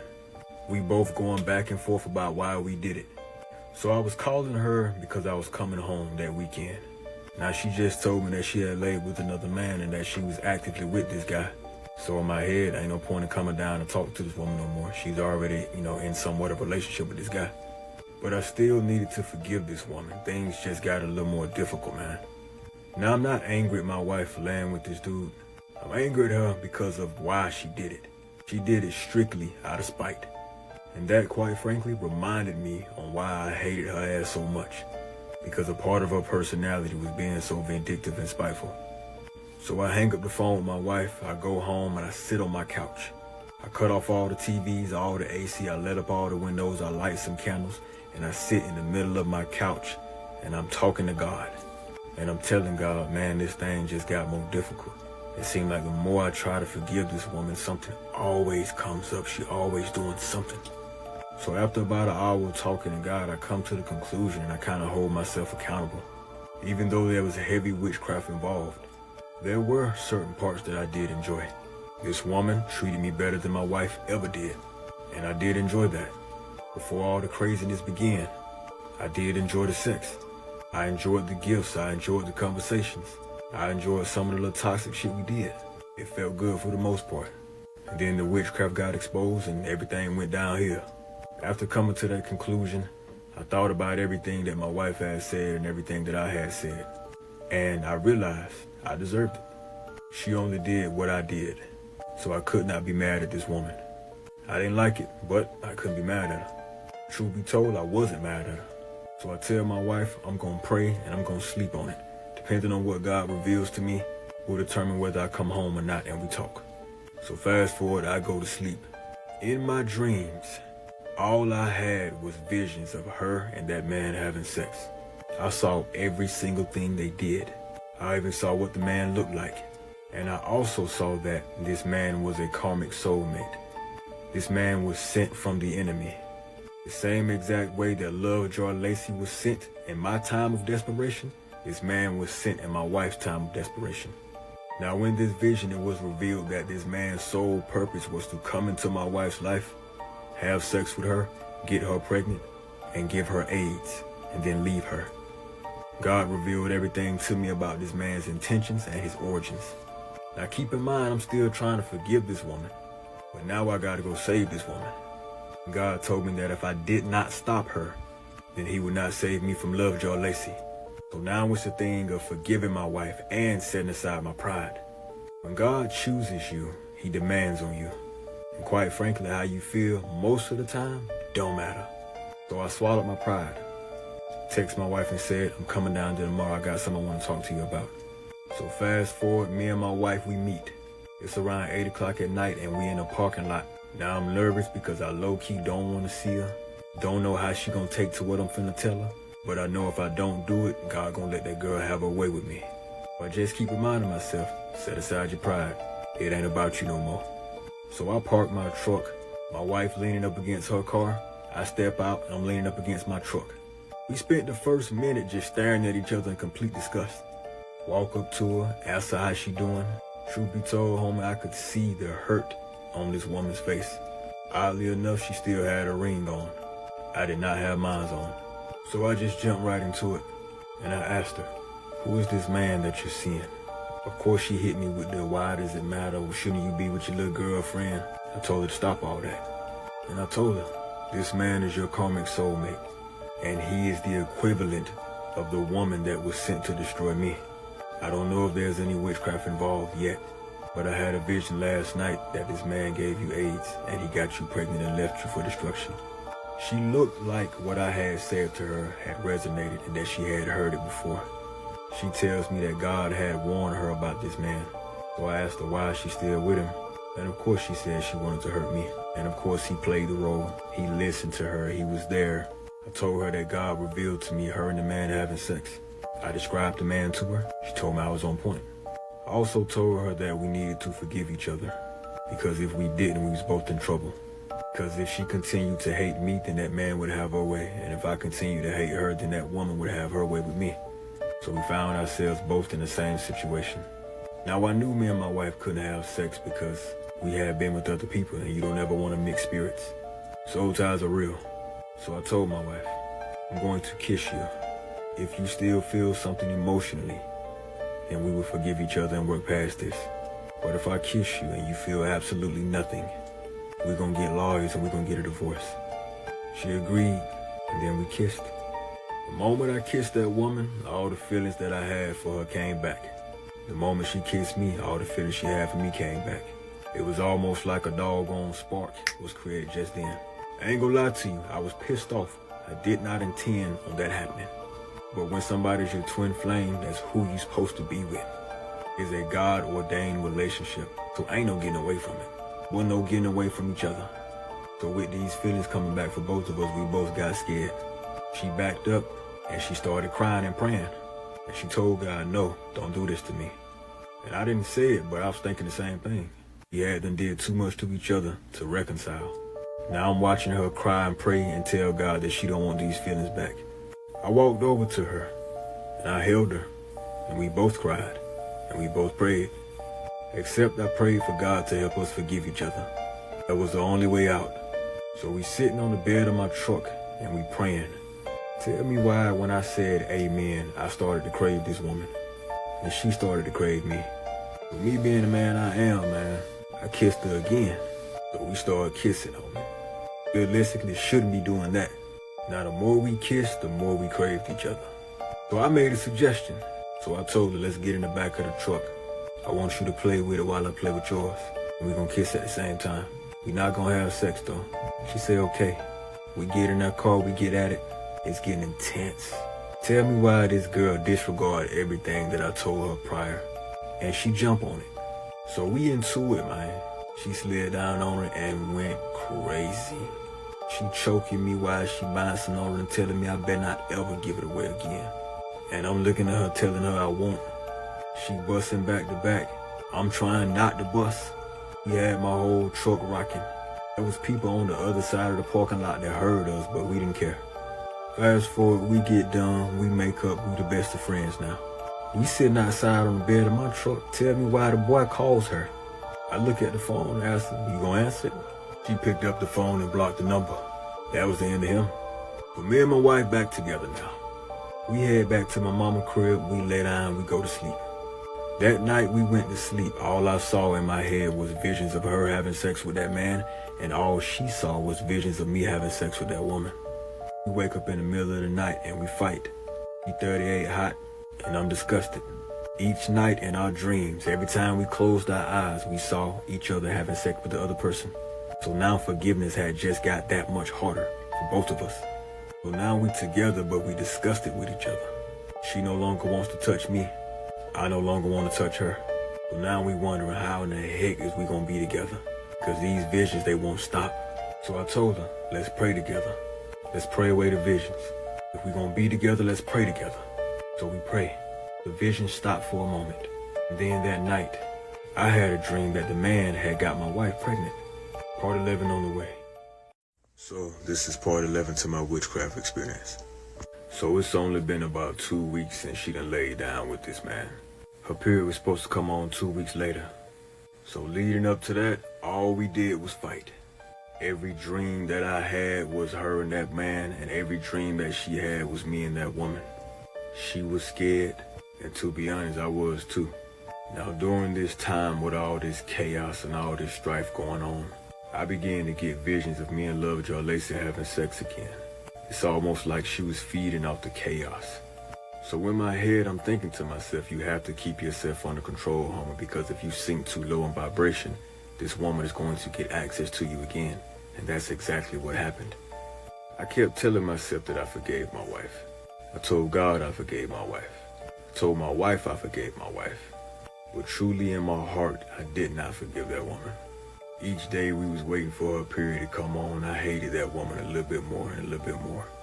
Each day we fought, I hated her a little bit more.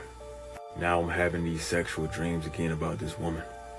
It felt like somebody was inside of me ripping and clawing at my spirit, pulling and tugging at my mind. I'm getting migraines, I'm craving that woman, and it wasn't long after before I started to hear her thoughts again. So at this point, we are now fully connected again. She can feel me and I can feel her. So the weekend is over. I drive back to North Carolina. My wife goes back to her mother's house. What was supposed to be our reunion turned into a mess. So to anybody that travels, you know that south of the border is right where you cross over from North Carolina to South Carolina or South Carolina to North Carolina. The moment I crossed south of the border and I entered North Carolina, I felt this woman pulling and tugging on me, the strongest I had ever felt her. I also got 2 missed calls from a random number and a text message from a random woman asking if I had been talking to anybody else. I called back, no response. I text back, who is this? No response. My intuition told me that was her.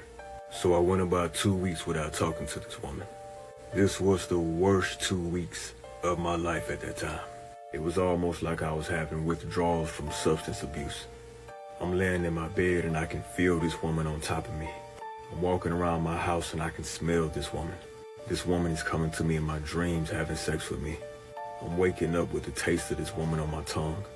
I am literally being driven insane the more I resist. So with all this madness going on, I had forgot to check in with my wife to see if she was pregnant or not, because she didn't hit me up. So I reached out to her and I asked her, so what's the word, you pregnant or not? Her period did come on. She took her pregnancy test and she was not pregnant. So at least that was water under the bridge. So you would think that with that being the case, things would be better. Nah, Lovejoy Lacey knew about my wife.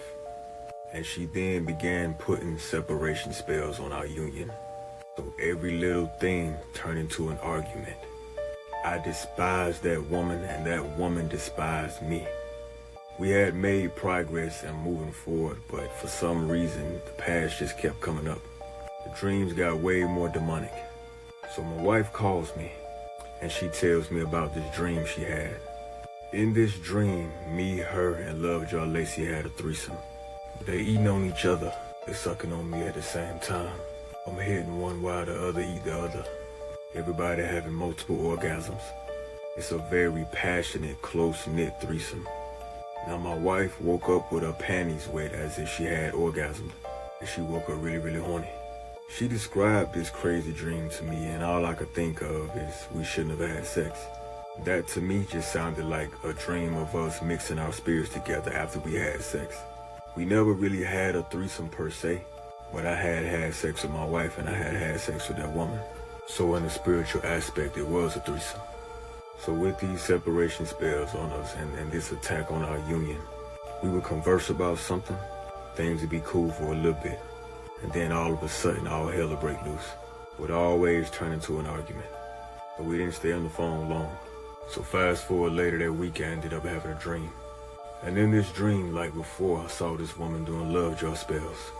I also saw her doing separation spells, but only this time I saw a room that I had never seen before. This room was shaped like a box, and it had one door. And in this room was me. I was in a fetal position, and I was trapped in this room. I was held prisoner. This woman would come in this room every so often, and she would have sex with me. I was chained up in this room, and I was begging her to release me. And she would come in the room and she would rub my face and tell me, "You're mine now. I'm never letting you go, and you're never leaving me again." It had to be this way. This box was the inside of my mind. She had full access to me, my mind, and my spirit. On the inside, I was aware of everything going on. And on the outside, I was schizophrenic. Whatever spell she had done, she had completed. And she had access to me. I don't know if you want to call that a destiny swap spell or what, but she had full access to my spirit, and I was a prisoner in my own mind. And as far as my actual body, it was like that of a zombie, and I behaved as such. God had given me a glimpse of what she was now trying to accomplish. This woman wanted me that bad, and for the life of me, I could not understand why it was that deep for her. So after all these dreams and after all these things get revealed, I broke. I gave in and I texted this woman and I asked her, "Why are you doing this to me?" She responded back and she told me, "Because I'm obsessed with you and you teach me things." To this day, I still can't make sense of that. But then she asked me this question. She asked me, "Do you love me, or do you think that it's purely the love spells I put on you that makes you love me?" I told her, "You never gave me a chance to genuinely fall in love with you. You put love spells on me from the jump. So to answer your question on if I really love you or not, I don't know. You never gave me a genuine chance." I told her, "I do think it's the love spells that make me so crazy over you. These obsessive thoughts, these cravings 25/8, this is not like me. This ain't who I am. I've never been like this to any woman. And to keep coming back to a woman that obviously means me no good. Yeah, it's the love spell, shawty. Cause it ain't me." She got offended. She ain't like that. She cut the volume up. So now I'm more miserable than I've ever been.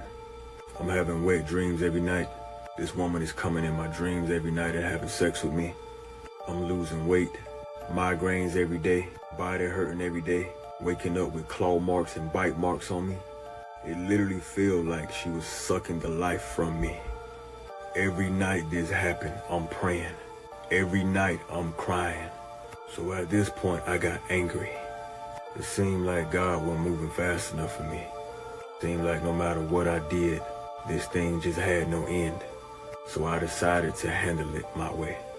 I stayed up all night in madness, plotting and planning. Night after night I had dreams of this woman dying, her getting struck by lightning, her friends setting her up, her getting in car accidents. I could feel this physical mass sitting inside of my stomach. My rage had to let something in. All that I craved was pure destruction. This lasted for days. I literally was turning into a madman, borderline schizophrenic. Ironically, just like that dream I had, I do believe that whatever spell she was putting on me was coming into fruition at this time. So I'm crying and I'm praying still, and I'm begging God, whatever this is, do not let it have me. Despite what has happened, I am still a man of God. Jesus, please help me. And then my wife called me. Part 12 on the way. The phone call. So this is part 12 to my witchcraft experience. So in the midst of my madness, my wife calls me. She explains to me that she feels my rage and she needs for me to calm down because she can feel me on her end. And yet again, I got the whole household stirred up. When you are connected to somebody spiritually, that's just what happens. You feel their emotions and they feel yours. So I'm on the phone going off. My wife was trying to talk to me, but I wasn't trying to hear it, man. I was really on 10. All she had to say was, God said, don't do it. She said that and she hung up the phone. I continued to stay in my madness. I was too far gone to hear anything God had to say and hear anything she had to say. So in the midst of my madness, I decided, I'm done playing with this girl. I decided I was gonna pull up on Lil Mama. Honestly, I was gonna crash out on Lil Mama on sight. Now keep in mind, this woman can feel me just as I can feel her. So she know I'm coming for her. So fast forward the next day, I text Lil Mama and I asked her where she was at and what she was doing. She don't want to tell me where she at. My eyes bloodshot red, my chest pounding, and I'm sweating. I literally looked like a madman, and I felt like one too. I'm riding around the city just like that looking for this girl. I hadn't had my fill, I was tired, and I wanted that mess to stop. Now while I'm riding around the city, my mama shot me a text. My mama also called me. I ain't text back, and I ain't called her back. I knew why she was calling. I ain't want to talk to nobody. I wanted love, Joe Lacey. So after about an hour of riding around, I pulled over on the side of the road and I just started breaking down, punching the steering wheel, going crazy, screaming, growling, the whole nine. Now when you are spiritual, you hear both sides. You have access to both sides, both realms, light and dark. So just as you can hear God, you can hear the devil as well. And I heard the devil tell me, if you want her location, I will give it to you. You just have to let me in. I'm not gonna lie. I thought about it for a moment. I screamed a little bit more. I punched the steering wheel some more. But then I had to remember, my rage, my unforgiveness, my hate is what got me in this mess in the first place. And if I gave in, it was going to be the very thing that got me even deeper in this mess. I did not tell the devil yes, but I also did not tell him no either. I decided that I would go to the mall and just walk around the mall to cool off, maybe buy me some cologne, buy me some clothes to clear my mind. So I walked in the mall and I went to the cologne shop. So I walk up to the cologne shop and I'm looking. Spent about 30 minutes there. I had a good conversation with the guy. As soon as I walked up to this guy, he started complimenting me. Man, I love your shoes, dog. I love your necklace. I love your watch. I love your jewelry. I love what you got on right now, man. What cologne do you have on right now? I'm not in the mood for talking to nobody, but I figured some conversation could help me cool down. So I'm chopping it up with dog. So after a while of talking, he gave me a discount on the cologne and he also gave me a free bottle. Him giving me that free bottle made me realize that there are still good people in the world, and that one act of benevolence just kind of, it softened me up for the moment. He gave me his number and he said, bruh, if you ever want any more cologne, hit me up and I got you. So I went back to the car feeling good, man. This guy just did something nice for me. I feel a lot better now. I text dude, I lock his number in, I go home. Now, one thing about the devil is, he gonna always make sin easy for you. He will always make self-destruction easy. Tell me why this dude that I just met that sold me the cologne sends me a long paragraph and tells me, bro, I can tell you an OG. He tells me I'd do anything for you, OG. If you need me to ride on somebody, I will. I'm hard up on money right now, behind on my bills, so if you need me to put in some work, let me know something. You just send the word and I'll do it. Where I'm from, we call them crash dummies. Now keep in mind, this dude was older than me. I just met this dude, but I do believe that he was in fact sent by the enemy. That free bottle of cologne that he gave me was to reel me in. I then heard the devil tell me again, you don't have to do it now. Let him do it. Either way, the results will be the same. You don't have to let me in. Just send him the word. And I'm not gonna lie, I thought about it. It's tempting. And yes, he kept texting me back to back to back, asking me, so what's the word? What's the word? I sat on my couch and I thought about it. I thought about it deeply. And then what my wife said to me that prior night, it clicked. God said, don't do it. This was in fact what he was talking about. I texted dude back and I told him, I'm good, bro. I appreciate you though.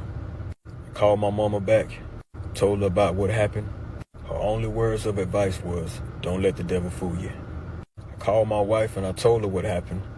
And what she said was, she wanted to talk to Lovejoy Lacey. And I'm like, what?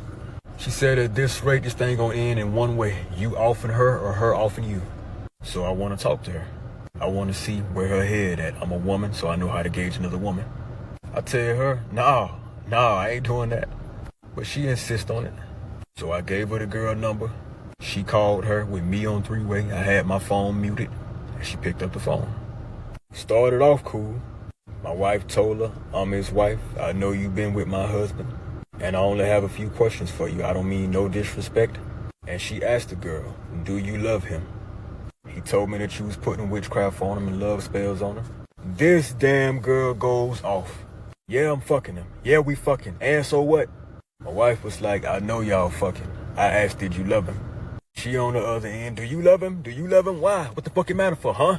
Just being belligerent, calling my wife all type of bitches and hoes and shit.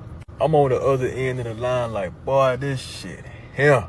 She denying even putting witchcraft on me. She acting like she don't even know what witchcraft is. She called me delusional, called my wife delusional. She put my wife on speakerphone, her homegirl in the background talking shit.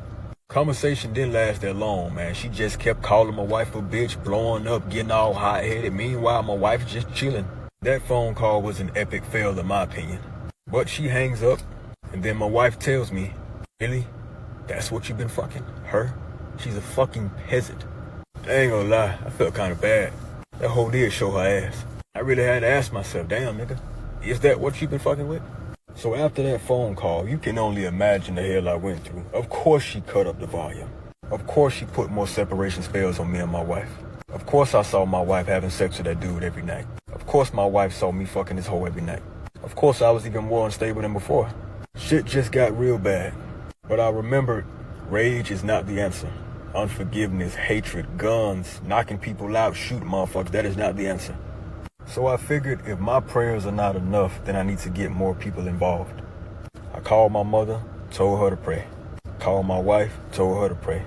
Called my auntie, told her to pray. My brother. I needed a team of prayer warriors to help me get out of this thing. Sometimes we need help. Sometimes we ain't enough. So I had them praying. And then I contacted Elle again. Told Elle that the girl was turning up on me and I needed something done. Elle recommended a cord cutting. A cord cutting is the opposite of a binding spell. A binding spell binds two people together. A cord cutting separates two people, but on a spiritual level. I needed to close off the access that this woman had to my spirit. So a cord cutting is what needed to be done. So I have my whole family praying. I'm praying. I'm doing the cord cuttings. I also have Elle doing the cord cutting.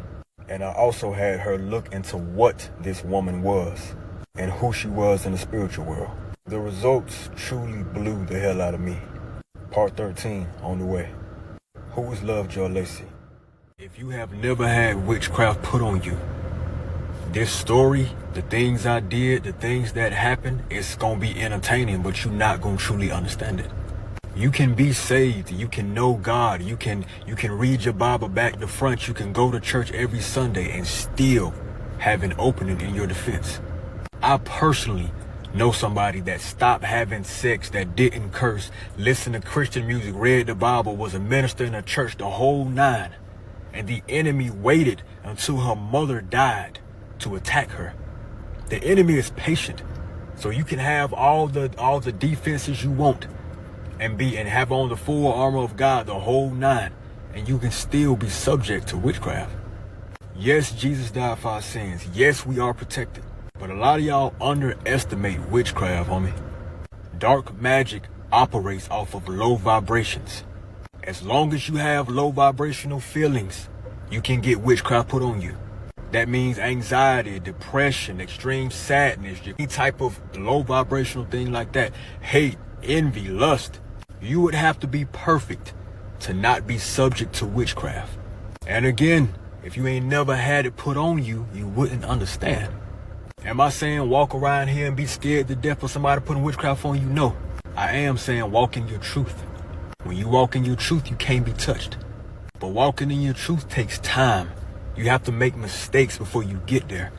You have to experience low vibrations, high vibrations, the ups, the downs. I was like 23 when this mess happened to me. We were still young, homie. You got to understand that even Job in the Bible was subject to misfortune. A lot of what Job went through, it sounded like witchcraft. God allowed the devil to plague Job simply to teach Job spiritual warfare. A lot of y'all claim y'all Christians, y'all hardcore Christians, but y'all ain't never been through nothing. Y'all ain't never had to war in the spirit.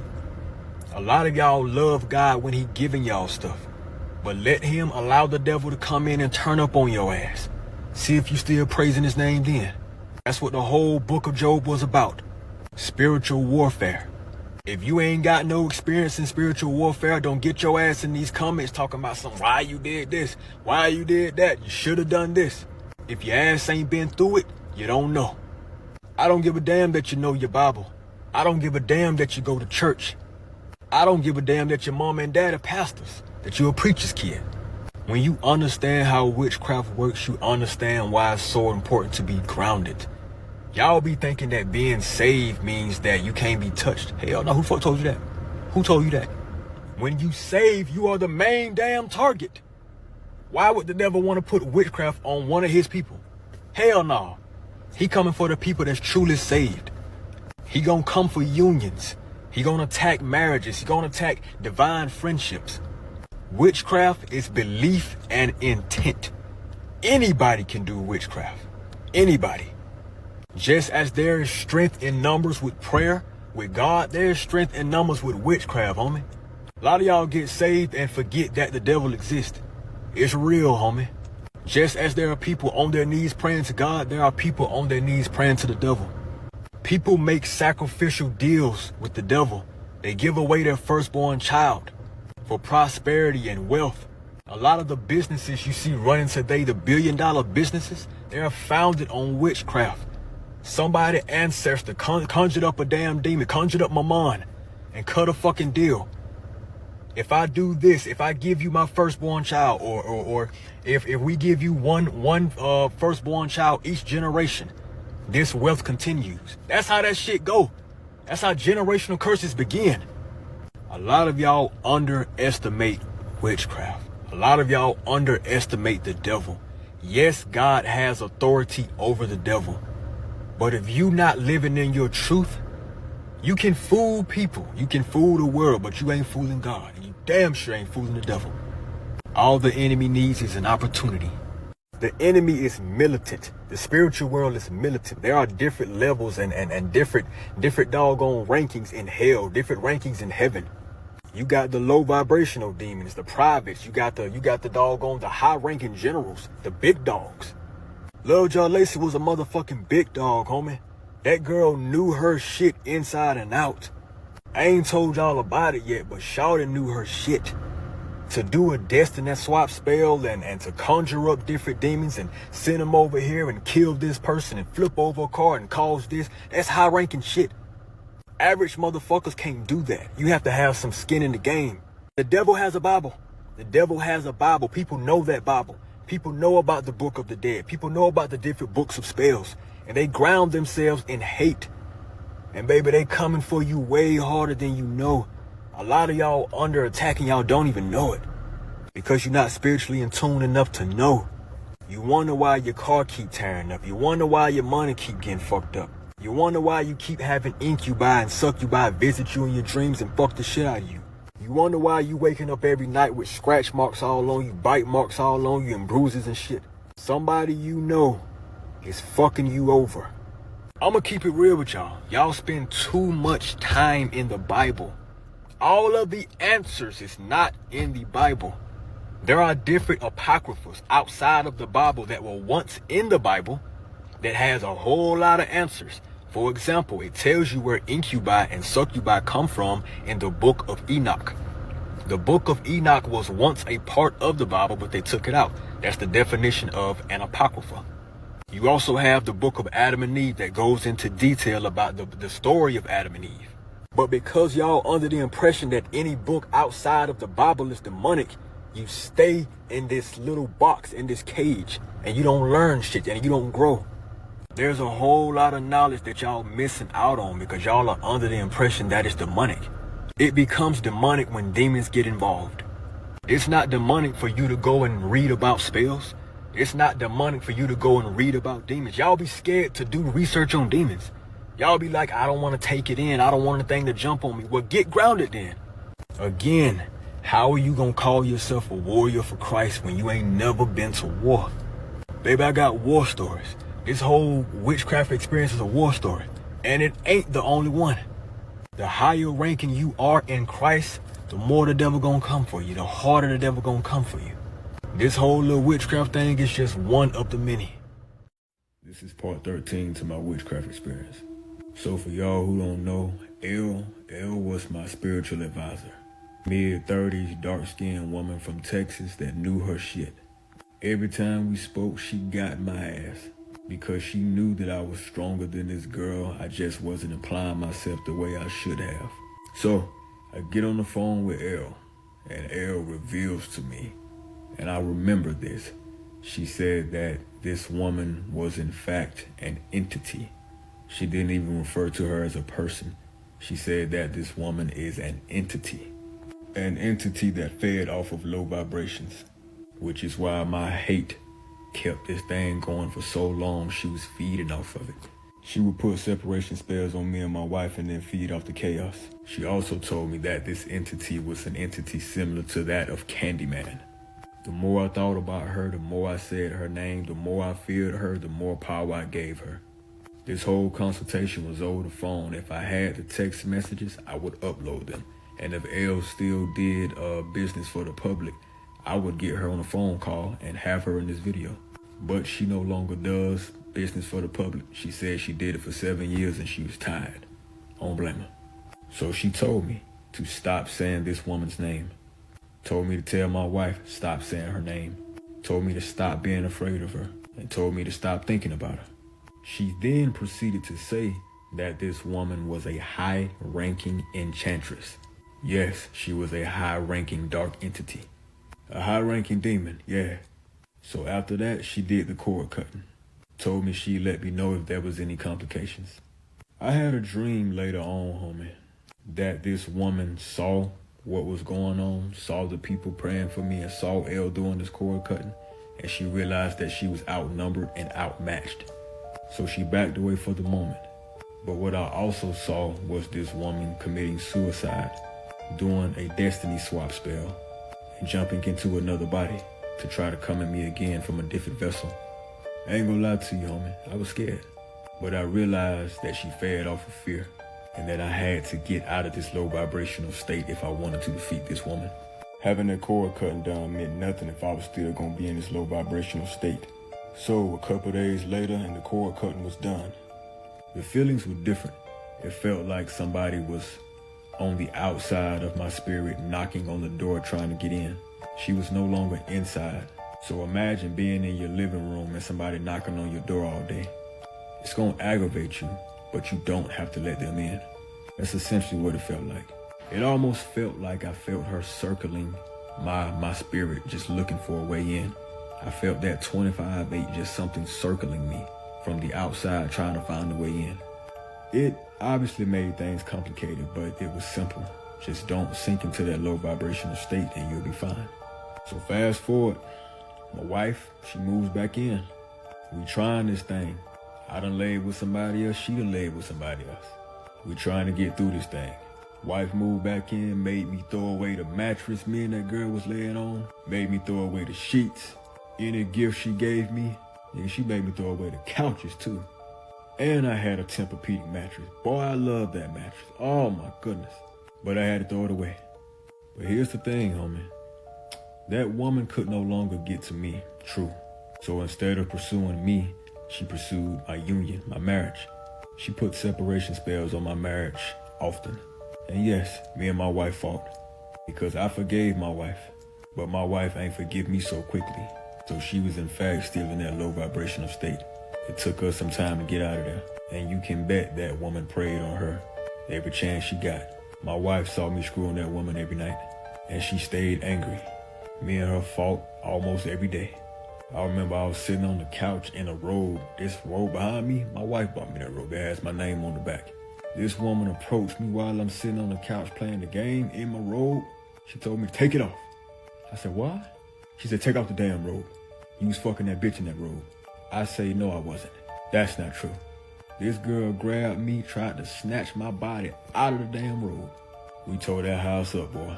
Until I finally just told her, this woman is preying off of your insecurities. I need you to find it within yourself to please forgive me as I have forgiven you. Because this low vibrational mess that we done created, it's gonna be the death of us if we keep on. So fast forward, man, we working through things. It's not easy whatsoever. And yes, I told my wife everything. She sat me down and she went through a laundry list of questions. Did you eat out? How many times did y'all fuck a day? Did you spend money on her? Did she spend money on you? Did y'all make sex tapes? The whole nine. And the more I answered, the angrier she got. Kind of reminded me of what my mama said. She said the problem is she asks you for the truth and you tell her the truth. But I also told my wife when I met her, I will never lie to you. If you ask me, I'll always tell you. And that's what it was. And that was the damn problem. So we ended up both doing cord cuts. She did one from that dude, and I did one from that girl. It was difficult to work on our marriage. Meanwhile, be parents. Meanwhile, I'm in the military, and we 4 or 5 hours away from our parents. But we worked on it day by day, and we finally got into a rhythm of things, man. We began to joke about the mess that had happened. She joked about me laying with that girl. I joked about her laying with that guy, and we got over it. The moment we got over it, I started to have sexual dreams about this woman. She was pulling on my energy again, trying to manifest me. So I would be laying in the bed with my wife, laying beside my wife, dreaming about having sex with this damn woman. That obviously ain't cool. So I had to do another cord cutting. Pray and release all things that did not serve me, that kept me angry or kept me in a low vibrational state. So boom, everything is cool. Dealt with an attack here and there, but it wasn't nothing I couldn't handle. Now keep in mind I was in the military at this time, and my contract was ending. And I am a man that plans ahead of time. So the year prior to this, I had planned to get out of the military, buy some land, buy a house, and move to a specific location. I'm already talking to realtors. I'm already visiting houses. I already got money saved up. And I had a 787 for a credit score. That was the most important thing to me at that time. If you're grown, then you know. With an excellent credit score, you can get whatever the hell you want. Cash ain't king, credit is. I co-signed for my wife's vehicle. And during this mess between me and my wife, I was completely unaware that she was not paying for her car note that was tied to my name. So I got an email one day saying that my credit score had dropped over 130 points. And there was multiple late payments on my credit file, all due to my wife. I went from having an exceptional credit score to having a poor credit score. When you buying a house, from what I was told, you can't have late payments within a year. And I just now had multiple. Words cannot express how livid I got. I no longer could get the house. I no longer could get pre-approved for the amount that I wanted. Couldn't get the land. I had to use the money that I had saved up for the house to put towards the debt that she had created for this damn car. In that moment, every reason why I hated that woman revisited me. A year's worth of planning went to shit because of that woman. The money I had saved up, gone. The plans I had, gone. I inadvertently let hate back in. I tried my damnedest to work it through in my spirit. But every time I read that email, every time I checked my credit score, every time I realized the reality of my current situation, I got livid. I told my wife, I fucking hate you. I stayed up all night and I cried, and I jumped right back into my madness. Told my wife to get her shit and go back to her mama's house. I ain't want to see her. After she left, the vision started back. The cravings began, and I had let hatred back in. Tried my best to let it go and forgive my wife. I was absolutely fucking livid. And that woman knew. I began to feel that woman again. Began to crave that woman again. Began to see her in my dreams. And that anger replayed in my head time after time again. But in the midst of my madness, I look outside one day and loved y'all Lacey's cars out there, sitting in front of my house. Part 14 on the way. This just to show y'all the message that I sent her. When was this? June 15th. I think I uploaded the first video shortly after that.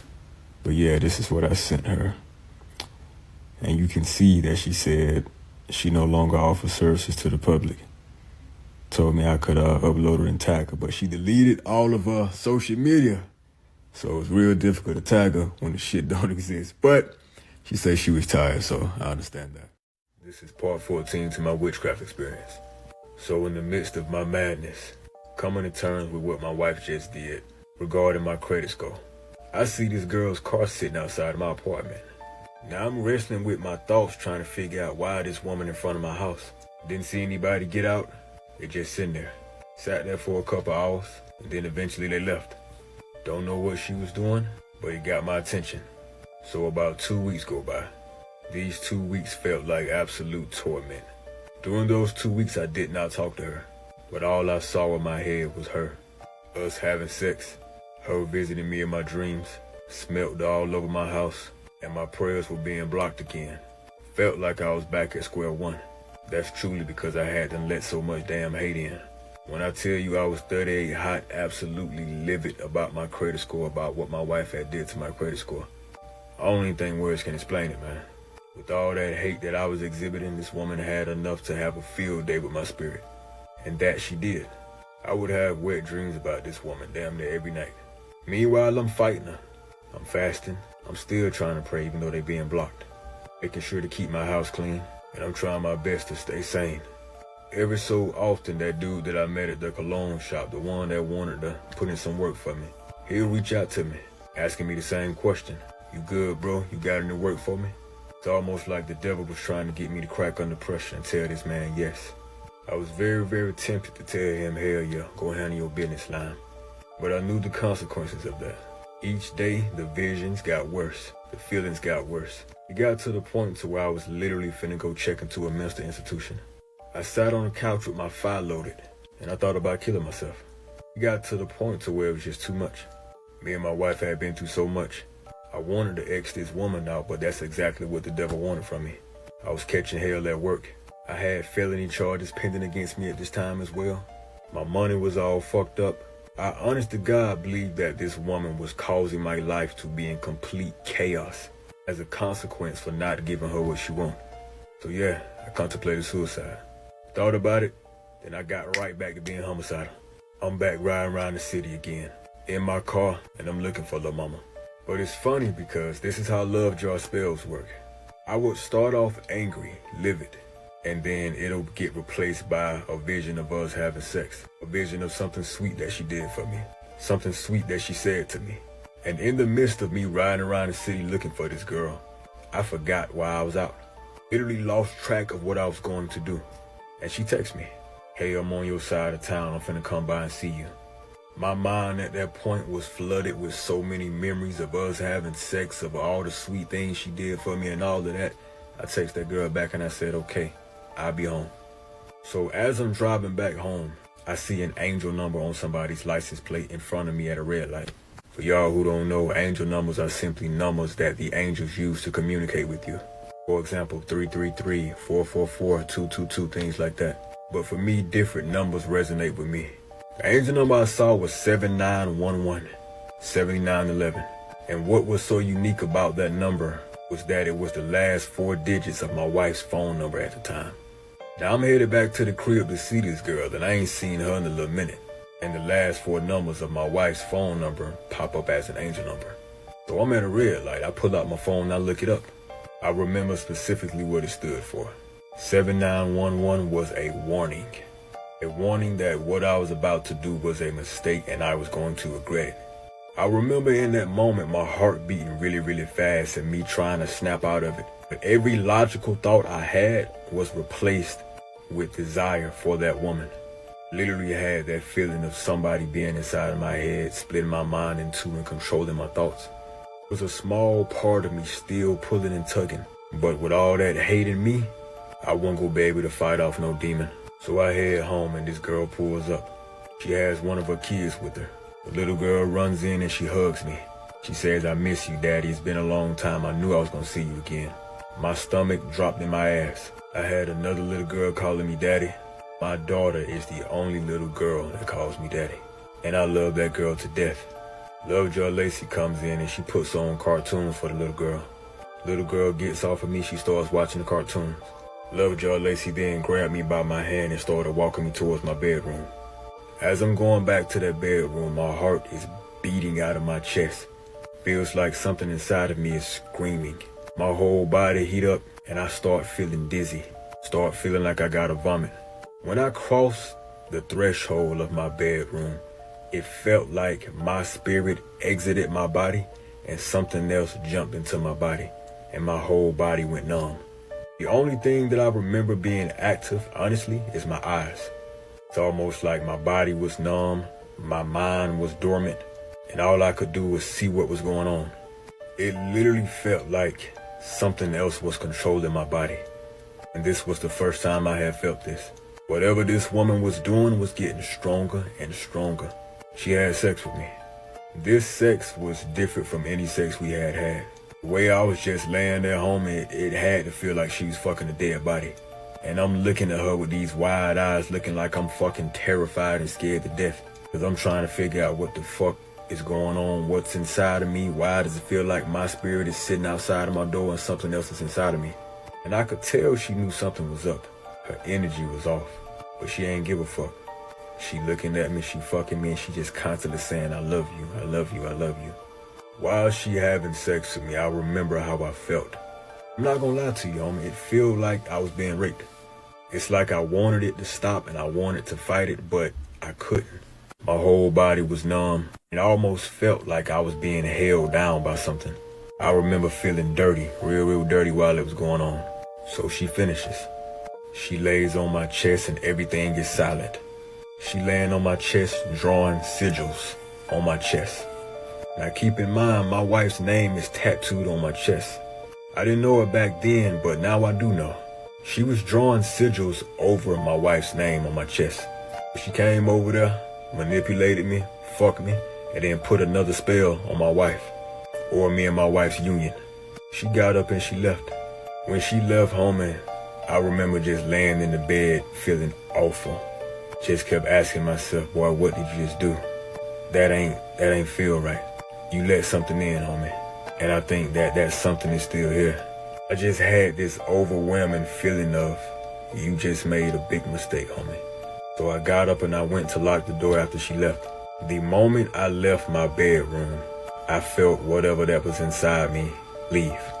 It left and my spirit jumped back in my body. It was almost as if when we went in my bedroom, my spirit wasn't allowed to be in that bedroom with me and that girl. Only me, only my vessel, that entity that was in me and her. The moment my spirit jumped back in my body, I immediately started to cry. It was almost like I could not hold it back, homie. My whole body was sore, my mouth was dry, I had to vomit, and I felt real weak. Something had definitely been in my body. Those are all symptoms of possession, or something that ain't supposed to be in your body inhabiting your body. So of course I was scared. So I'm praying, I'm fasting, I'm doing research trying to figure out what's going on. I reached out to Elle and I spoke to her about some stuff. And she also informed me that yet again, she told me that this woman in particular, Lovejoy Lacey, had searched lifetimes specifically for me. So her obsession was deeper than anything I could ever imagine. Told about something inhabiting my body. She just told me to continue doing cord cutting spells. So with the anger towards my wife, the confusion towards Lovejoy Lacey, I ended up cursing Lovejoy Lacey out. I told her to take these spells off of me and that I was done with her. She cried, cursed me out, told me I was always leaving her and that she hated how I was always leaving her. Told her I didn't give a fuck. A couple days go by, I realized I had to tell my wife that I had just had sex with this girl because me and her was working on reconciling things, and witchcraft or not, it still happened. I was real nervous about telling this woman, man, but I did. She cried, she cursed me out, and I tried to explain to her like that shit was different. That was unnatural and it was something else to it. She didn't want to hear it in a moment, but we separated again. So fast forward a few weeks later, I began to have dreams that this woman is pregnant. Night after night, I ignored them. I ignored them until my wife called me and she told me that she had a dream that this woman was pregnant with my baby. At that point, I was scared shitless. My wife told me, go find out if that girl pregnant. And if she is, we are done. So I'm nervous as hell. A couple days go by, I finally work up the courage to text this woman. Part 15 on the way. The dream. So this is part 15 to my witchcraft experience. So me and my wife had this vision that this woman was pregnant. So I decided to reach out to this woman pertaining to this vision. I text her and I just ask her, hey, how are you? Keep in mind I had them cussed out and told her I was done with it after that incident. Didn't like the way it went down, didn't like how I felt, none of that. So we fell out on a rather bitter note. So she texts me back and tells me she's fine. I ask her, is there anything you want to tell me? She says no. I asked her, is there anything new that I should know? She says no. I'm trying to see if she's gonna tell me the truth without me just asking for it, because I know she's pregnant. So I tell her, okay, cool. I had a vision that you was pregnant. Is there anything you want to tell me pertaining to that? This woman texts me back and says, I'm 6 weeks pregnant. I say, Lil' mama, you didn't think to tell me that? You didn't think that that was important information to tell me? She says, you had cussed me out and cut me off, remember? I said, yeah, I do. And I said, nonetheless, you should have let me know that you was pregnant. I don't care that we on bad terms. You have my child growing inside of your stomach, do you not? She said, yes. And I said, well, the mature thing to do, the responsible thing, the adult thing to do was to let me know that you was pregnant. She says, you don't have to worry about it. I got it. You hate me, and I didn't want to bother you because you hated me. And I said, girl, I understand I told you that, but it's bigger than me and you now. Irregardless of any of that, now I know. I told her to call me. She tells me she's busy on the way to the abortion clinic. I said, girl, how the hell you gonna get pregnant, not let me know something, then be on the way to the abortion clinic and not even consult with me before you do it? She just keeps going on and on about, you told me you hated me, you told me you didn't want me. So enjoy your life, don't worry about me, I'ma take care of it. I'll pay the money and everything. And all I really want to do is have a conversation with the girl. I at least want to be on the phone with her while she's doing it if she don't want me to show up with her. I personally think it's selfish to get a woman pregnant and then abandon her. Even in my situation, I didn't want to do it like that. So she don't text me back. A couple hours later, she texts me and she says, it's done. The baby's gone. Then she proceeds to tell me that she did not tell me ahead of time because she knew that if she told me, I would have convinced her to keep it. The doctors also told her that it was going to be an ectopic pregnancy and that the pregnancy would have killed her. Not gonna lie, I was pissed, but I couldn't do anything about it. She asked me not to bring it up anymore because she felt terrible about it. Truth is, I don't believe in abortion. Was I happy about the way it went down? Hell no. But in the back of my head, I knew that the way it went down was best. I hated myself for a long time after that. And she would text me and tell me that that baby was stalking her, that that child was hunting her, that she would see that child in her dreams every night, that it would come and visit her and torment her. Me on the other end, I felt absolutely horrible about what happened and the way it went down. I asked God to forgive me. I asked my wife to forgive me. I asked that child to forgive me, and then I had to have myself forgive me. After all of that, I made a promise to myself that I would never put another one of my children in a predicament like that one again. So back then I wasn't aware, but now that I'm thinking back on it and I'm looking back on it, whatever jumped in me before I went in my bedroom, I think she was aware of what was going on. I think whatever inhabited my body was intended to get her pregnant. I do believe that that child was supposed to be the new vessel for whatever thing she was doing work with. I think that whatever that thing was, it wanted a physical form. And I think that it possessed my body. It made sure she got pregnant to ensure that it would have a physical form to be born into. I think that that child that introduced itself to us all the months back was that thing masquerading as a child, and it was a sign to her that it was on the way and that it wanted to be born. So I do in fact think that this girl was pregnant with the damn demon. And I think that she knew that.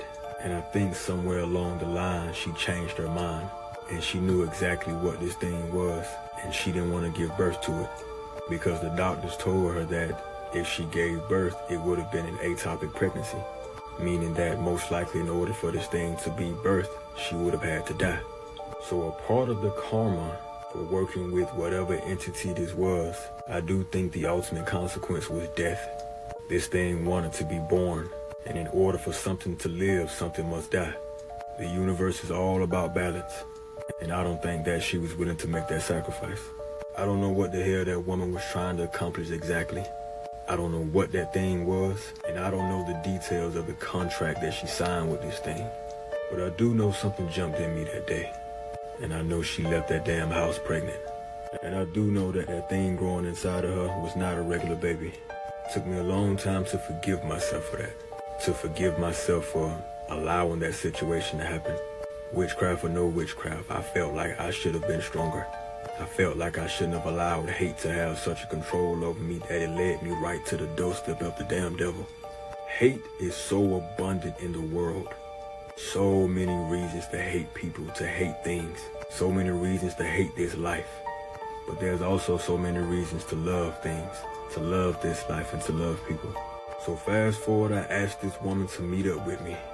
I wanted to see some paperwork, something, at least meet the damn doctor that did the abortion so I know that she was actually pregnant, so I know that everything is finalized. Because what I don't want to happen is I move away from North Carolina and you know, she pop up years later with a damn toddler talking about, you know, here's your son. I wanted to confirm some things. Ironically, God told me no. He gave me a vision of the baby being dead. And he gave my wife a vision of a dead baby falling from the sky and landing in front of her feet. He told me, leave it alone. Leave her alone. The situation is over. And then he told me, you are free from this woman. God told me, if you go back, I will kill you. And before I kill you, nothing that you do will prosper. You will live, and nothing you do, invest in, or touch will prosper. So going back to this woman would curse me. My wife would leave me, and I would be left to be cursed. And with my death and my decision, a generational curse would be placed upon my bloodline. God told me all of this. It was that deep. So when I heard all that, I said, okay, and I ain't go back. I ain't gonna lie, I had a whole lot of questions and I was left on a cliffhanger. I wanted to know what that child was, who the entity this girl was working with was. What was it exactly that they was planning? What was gonna happen to me? Why she chose me? But God told me, it don't matter. You're free and it's over. Let it be. So I did. Fast forward, my military contract is over and I move out of North Carolina. Change my number. I block Lil Mama on all social media, and I leave North Carolina behind. Part 16 on the way. The final test. So this is part 16 to my witchcraft experience. So I move out of North Carolina. I change my number. I blocked Lil Mama on every social media platform I could think of. Homie, it felt good to leave that woman alone. Felt good to be out of that mess. Got my DD-214, and I went to go visit my mama. So I stayed with my mama a few weeks until my apartment got ready. Me and my wife working on things, spending time with my family, playing with my kids. Life is good. So fast forward, I get my apartment. God lets me know that this woman is still trying to manifest me. But the only way she can have access to me is if I give her access. So I'll still feel her, I'll still have the thoughts, I'll still have some of the cravings. But ultimately, she cannot have the access she had unless I give her consent, unless I give in to it. So the best way to describe it is, imagine sitting in your living room and somebody just keep knocking at your door. You trying to watch TV, but somebody just keep knocking at your door. You ain't got to get up and open the door and cuss them out. You ain't got to get up and open the door at all. You know what I'm saying? You can tell them, get away from my door. But ultimately, it's up to you whether you open the door or not. It's aggravating, but you don't have to open the door. That's essentially what it felt like whenever this woman was trying to manifest me. So she couldn't get to me. I guess her spirit team told her that I was with my wife. So she started putting separation spells on us. We would fight and go at it until God told me, do not give this woman any ammunition. So I would fast and I would pray with my wife. We would get over it. So then she reverted back to putting spells on me, trying to manifest me, make me crave her. But here's the thing though, man. It got to a point to where the cravings that used to be for her, they started to be for my wife. So that obsessive, crazy sex that we used to have, I started craving that for my wife. And I put it on her ass. And she loved every damn bit of it. She brought it up to her spiritual advisor, and she confirmed that the spell was in fact working against the girl. Because I was meant to be with my wife, that's naturally who I was craving. I'm gonna tell you this right here, homie. Sex when you under witchcraft or you under a love spell, that shit is demonic. That goddamn dick don't get soft. That bitch just keep going and going and going. Anywho, we got through that. Every time she tried to manifest me or put separation spells on my union, we would fast and we pray. If you thinking she got tired, hell no. Eventually she couldn't get in no more. Then I had a vision that this woman got killed. I had a vision that her best friend set her up and she got killed. I didn't reveal it in the beginning, but I'll reveal it now. So what Love Jar Lacey did for a living, she had her own pharmaceutical business, if you catch my drift. She was very good at it and she was very plugged in. So in the vision, she got caught up. They kicked in the door because her best friend gave 12 to drop. Out of envy, out of jealousy. Typical street shit. Do I know what happened to her? No. God told me to leave it alone, so I did. So some months go by, things are cool. So early on, I told y'all about a dream I had about this woman destiny swapping. So peep this. I had a dream that a light-skinned woman moved directly across from me. This light-skinned woman made music, and she was essentially made in my image, and that the devil had sent her on a mission to destroy what me and my wife had. And it was also revealed to me that it was the same spirit that was in that woman. So fast forward, I get back home from grocery shopping, pull up in the parking lot, get out, walking towards my apartment. Tell me why in the hell a light-skinned woman comes running down the stairs from the exact same apartment that I saw in the dream, looks the exact same way that I saw in the dream. She comes running down the damn stairs talking about, can she borrow some tissue? It was almost if this woman had been waiting for me to arrive. The parking lot ain't nowhere near where her windows are. She can't see the parking lot from where her apartment is. So for her to know I was in that parking lot at that time just to run out and ask for some tissue, she had to been either spiritually advised or it had to be quote unquote a coincidence, which I don't believe in. So I told her, yeah, hold on, I'll get you some tissue. I go in the house, I get her a roll of tissue. The moment I gave her this tissue and my hand and her hand connected, I heard God tell me, this is her. Watch out. I looked this woman in her eyes and it's almost like the spirit said, hey, I ain't forgot about you. Boy, when I tell you I almost shitted, I got so damn nervous, boy. Went to shaking and stuttering. This woman began to introduce herself. Hey, I'm such and such. I'm new here. I stay up there. Where are you from? If you ever want to hang out, I'm here. I'm looking at her, nervous as a fuck. All I said was, okay. I done led this woman to my damn apartment. She know where I stay. She know what truck I drive. But then I heard God tell me again, if you give in to fear, she'll have access to you. If you gonna trust me, trust me. So I had to let all that go and trust in God. Now here's the funny thing about this woman, dog. For one, I was pissed off that she was still pursuing me. Same spirit, different body, just like I saw in the dreams. So I'm fucked up off of that. And yes, I had to tell my wife. She was pissed the hell off. Every time I pulled in the driveway, she was leaving the driveway. Every time I was leaving the house, she was going in the house. Every time I'm going in the house, she coming out of the house. A lot of times when I stepped outside, I saw her. And I heard God tell me, as long as y'all remain opposites, you'll be fine. If it ever gets to a point to where she's coming and you coming, where she's arriving and you arriving, it means you're doing something wrong. It means she's getting closer to you. And there were days when it was like that, and I had to get right. It means I wasn't as grounded as I thought I was. But for the most part, it remained opposite. Every time I saw this woman, my stomach flipped upside down, homie. And yes, I could see that spirit on that girl. I was damn dumbfounded at how powerful this woman was and just how determined she was, to the point to where she jumping vessels just to get closer to me. I'm thinking, how the hell she find me? Who's giving her this information? But God told me, if you gon' believe in me, then stand on that. If I'm with you, I'm with you. So I did just that, man. The whole back and forth, me seeing her, her seeing me, her coming, I'm going, whatever, that lasted for a few months. And I had to truly learn. Get your shit together, boy. You protected, you grounded, you alright. And eventually, I just stopped seeing her. It's like she disappeared, man. And that was the last that I saw of Lovejoy Lacey. And here's another thing, man. I barely check my notifications on YouTube. I don't get notified when people subscribe to me like that. So I'm going through my notifications, man. And tell me why I see that Lovejoy Lacey has subscribed to my freaking YouTube channel a few months prior.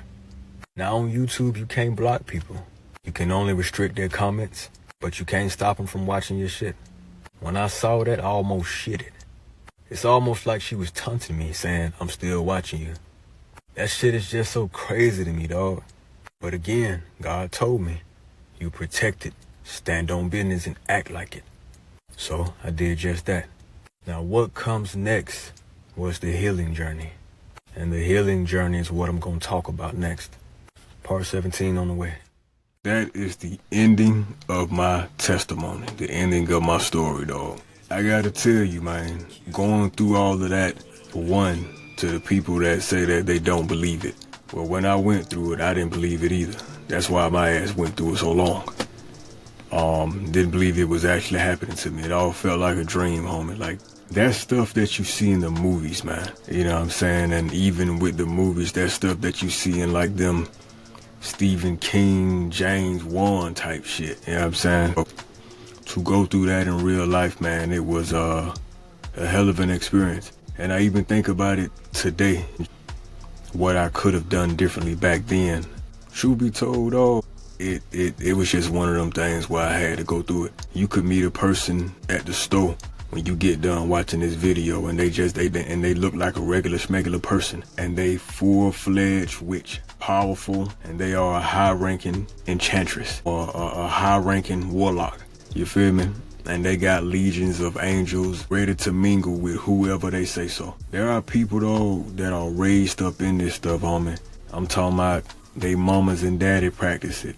They grandparents practiced it and they passed it on to them. So it ain't just their knowledge that they using this stuff with. They have hundreds of years of experience and knowledge and spells to cast on folks. You feel me? And I just so happen to be one of the unfortunate folks to run into somebody that really knew what they were doing. You'll get a whole lot of people, homie, that claim they spiritual and, you know, get on social media and pop like they just the hottest thing out shit, man. But nah. Them folks don't be hitting no shit. They don't be hitting no nothing. I've learned something. The ones that will really fuck your life up are the ones that ain't on social media bragging about it. The ones that's really making people sick, causing sicknesses, causing death, wreaking havoc. There are the people that's silent. They not telling nobody they doing it. They getting close to you. They befriending you. They getting you to tell all your secrets. And then they going back to the altar and they working whatever they want to on you, using whatever you told them. Them the ones you got to worry about, man, not the ones that be popping like they hot shit and saying they ancestors this and they ancestors that and they got this, they got that. Them folks don't be on shit, man. They be damn delusional. They conjure up a couple of demons, call them they ancestors, get a couple of people scared and all of that, and they swear that they a high priestess or a high priest or whatever the case is, though. There are a lot of people practicing witchcraft, but not all of them are powerful. Not all of them are making shit shake. You know what I'm saying? Just like it's a whole lot of people that claim that they're men and women of God, but they ain't making nothing shake. They ain't never been to war, spiritually. You can't call yourself a warrior for Christ if you ain't never been to war. You can't call yourself a warrior of God if you ain't never been to war, man. So, I mean, a lot of these people be capping, dog. But one thing that I wanted to address, man, or just speak on is the amount of love that I got while telling the testimony. There were a lot of people who showed me love and thanked me for telling the story. I helped a lot of people come out and tell their story because a lot of people was going through the same thing, dog, and they thought that they was crazy. You know what I'm saying? And me coming out and saying what I said, it really helped them to just come forth and realize that they weren't crazy. So it helped out a lot. Now, on the other end of that, there were people saying some of the most mean shit. Mainly women, you know what I'm saying? There was a few men that commented some nasty shit like, I think somebody said, what type of man brings his mama in his shit? You know what I'm saying? I didn't bring my mama in my shit. My mother was my best friend, so I told her everything, including about this woman. You know what I'm saying? Me and her confided in one another about every damn thing, man. So when I told her about it, naturally she started praying. Naturally she wanted to help. Naturally she was helping me. That's not me bringing my mom in my shit. That's me loving my mother. You know what I'm saying? A man can't love his mama. A man can't make mistakes. A man can't separate from his wife to do better. Man can't do shit.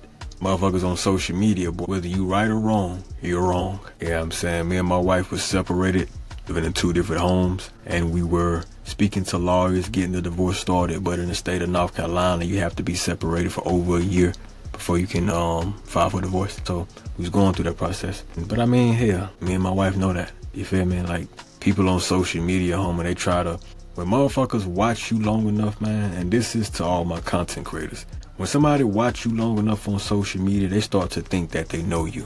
I was posting every day and people was falling in love with my voice and my testimony, and people began to think that they knew me. People began to think that we had this interpersonal relationship and we was homeboys and we was locked in for real. So they would message me and tell me things or comment and say shit like, you need to do this, you need to do that. Why you ain't do it? Man, fuck you. And why? Cause fuck you. Straight the fuck up. Damn you. In the worst way. You know what I'm saying? People, a lot of the damn women get in the comments and was trying to give me marriage advice, but they ain't married. Ain't never been engaged to, proposed to, none of that shit. You got 4, 5 damn kids, 4, 5 baby daddy, but no fuck you gonna tell me about anything except what not to be. You know what I'm saying? Motherfuckers who ain't married trying to give me marriage advice. People who just learned that witchcraft exists with my video trying to tell me what I should have done in the situation.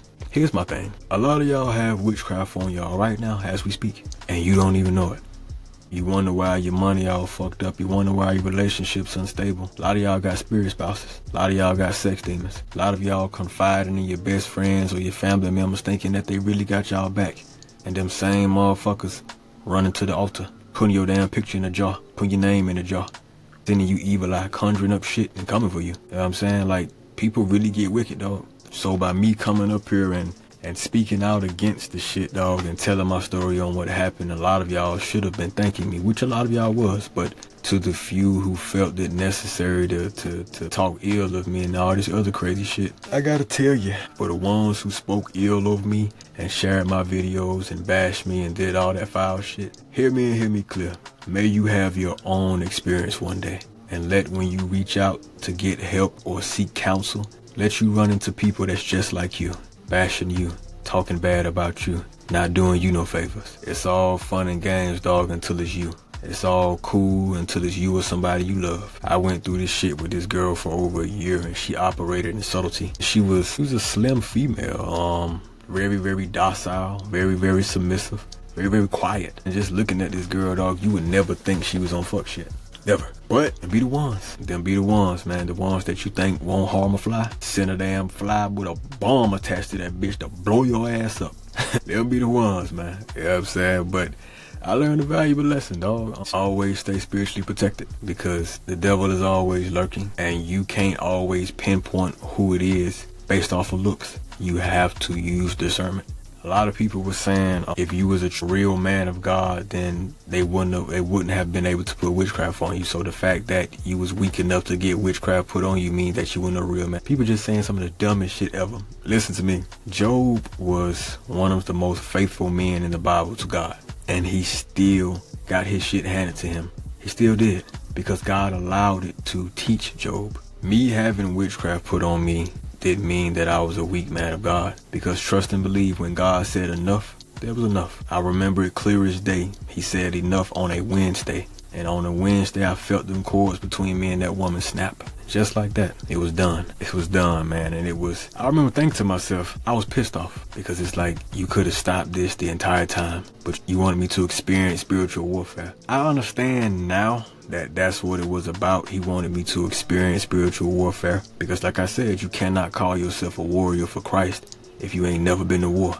So if you a so-called warrior for Christ and you ain't got no war stories, you ain't no warrior for Christ. You a follower of Christ. So essentially, I had to earn my stripes. I had to earn my stripes, man. And God used that witch, that enchantress, that succubus for me to earn my stripes. I think back on it, and I gotta tell you, even now knowing why he did it or allowed it, I still don't like it. I still don't like it. You feel me? Because it was horrible. It was absolutely horrible. I remember all of it. The stuff she used to say, how I felt, what the sex was like. I felt like a shell whenever we had sex. Towards the end, man, it was almost like I saw everything that happened, but I had no control over everything. It's like my body damn near went numb, and I was watching it, but I couldn't stop shit, man. You know what I'm saying? A lot of times that's what it's like to have something over you. You feel it, you see it, but you can't really stop it. You know what I'm saying? And God allowed that to teach me truly what spiritual warfare is, what witchcraft is like. A lot of y'all practicing witchcraft, but y'all have never had it put on y'all. I can't help but wonder, if you had it put on you for real, would you still be practicing? If you had it put on your ass, would you really still be out here doing it to people? Because when you have it on you, baby, it's different. It's different when the predator becomes the prey. You know what I'm saying? And around the time where I had this girl putting this stuff on me, my mother was dying. I was fighting felony charges, trying to get custody of my son, and his damn mama decided to call the police and lie. And because there was two of them and one of me, I looked guilty. You know what I'm saying? So I had to fight that whole thing. And I'd be the first one to tell you, court costs money. Spent over $10,000 blowing my money trying to clear my name. Meanwhile, I'm dealing with witchcraft. Meanwhile, I'm starting this whole divorce with my wife, and divorce is expensive. My mama dying, I'm going through it in the military. It's pretty bad. I think that if anybody went through something like that, your vibration would lower enough for spiritual attacks. A lot of y'all get up on this motherfucking app, homie, and y'all run y'all mouths like y'all just high and mighty. And I gotta tell you, God see you.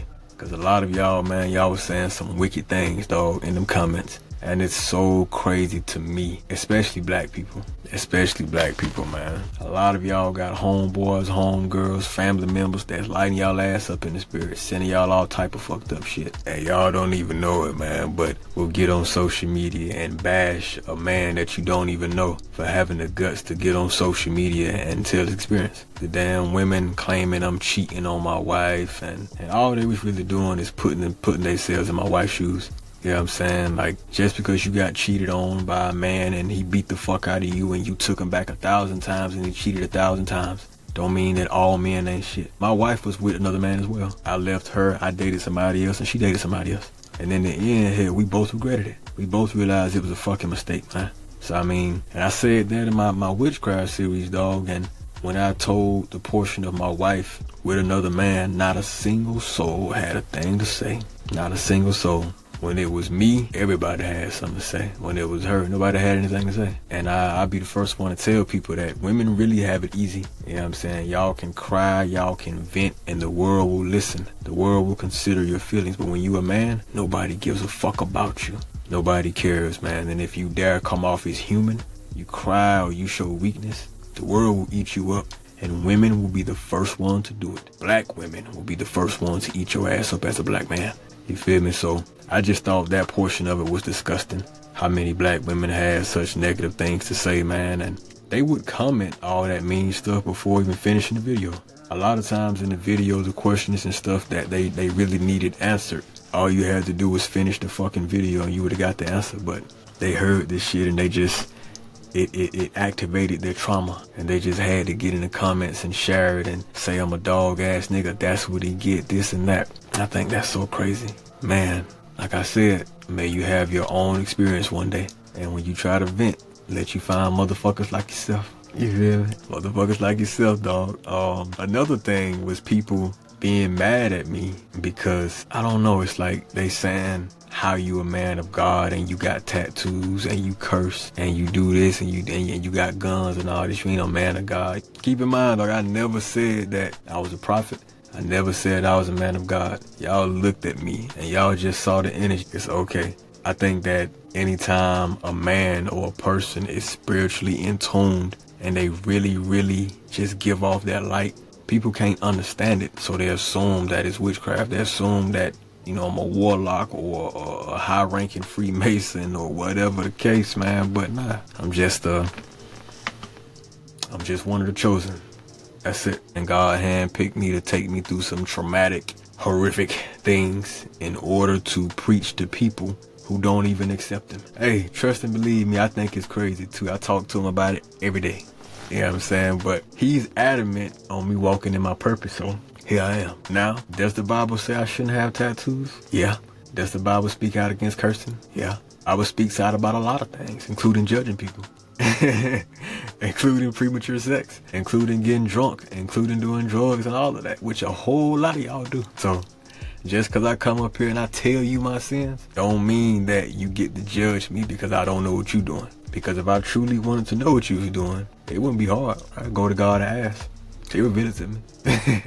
You know what I'm saying? It was interesting, man, just hearing the negative things that people had to say when they had zero idea what the fuck they was talking about. That's the crazy part. If you ask them, you know what I'm saying, do you have discernment? No. So how the fuck you know whether I'm lying or telling the truth?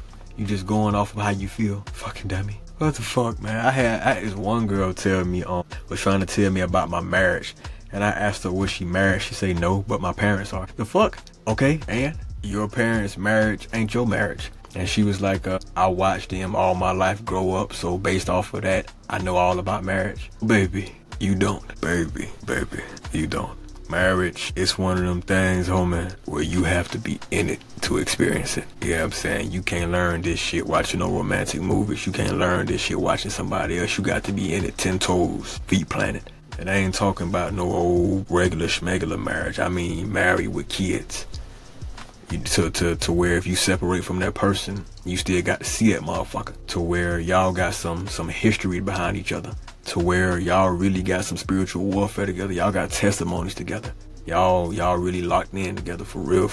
The whole thing of marriage, man, it is, I'm not gonna say it's hard, but it's challenging.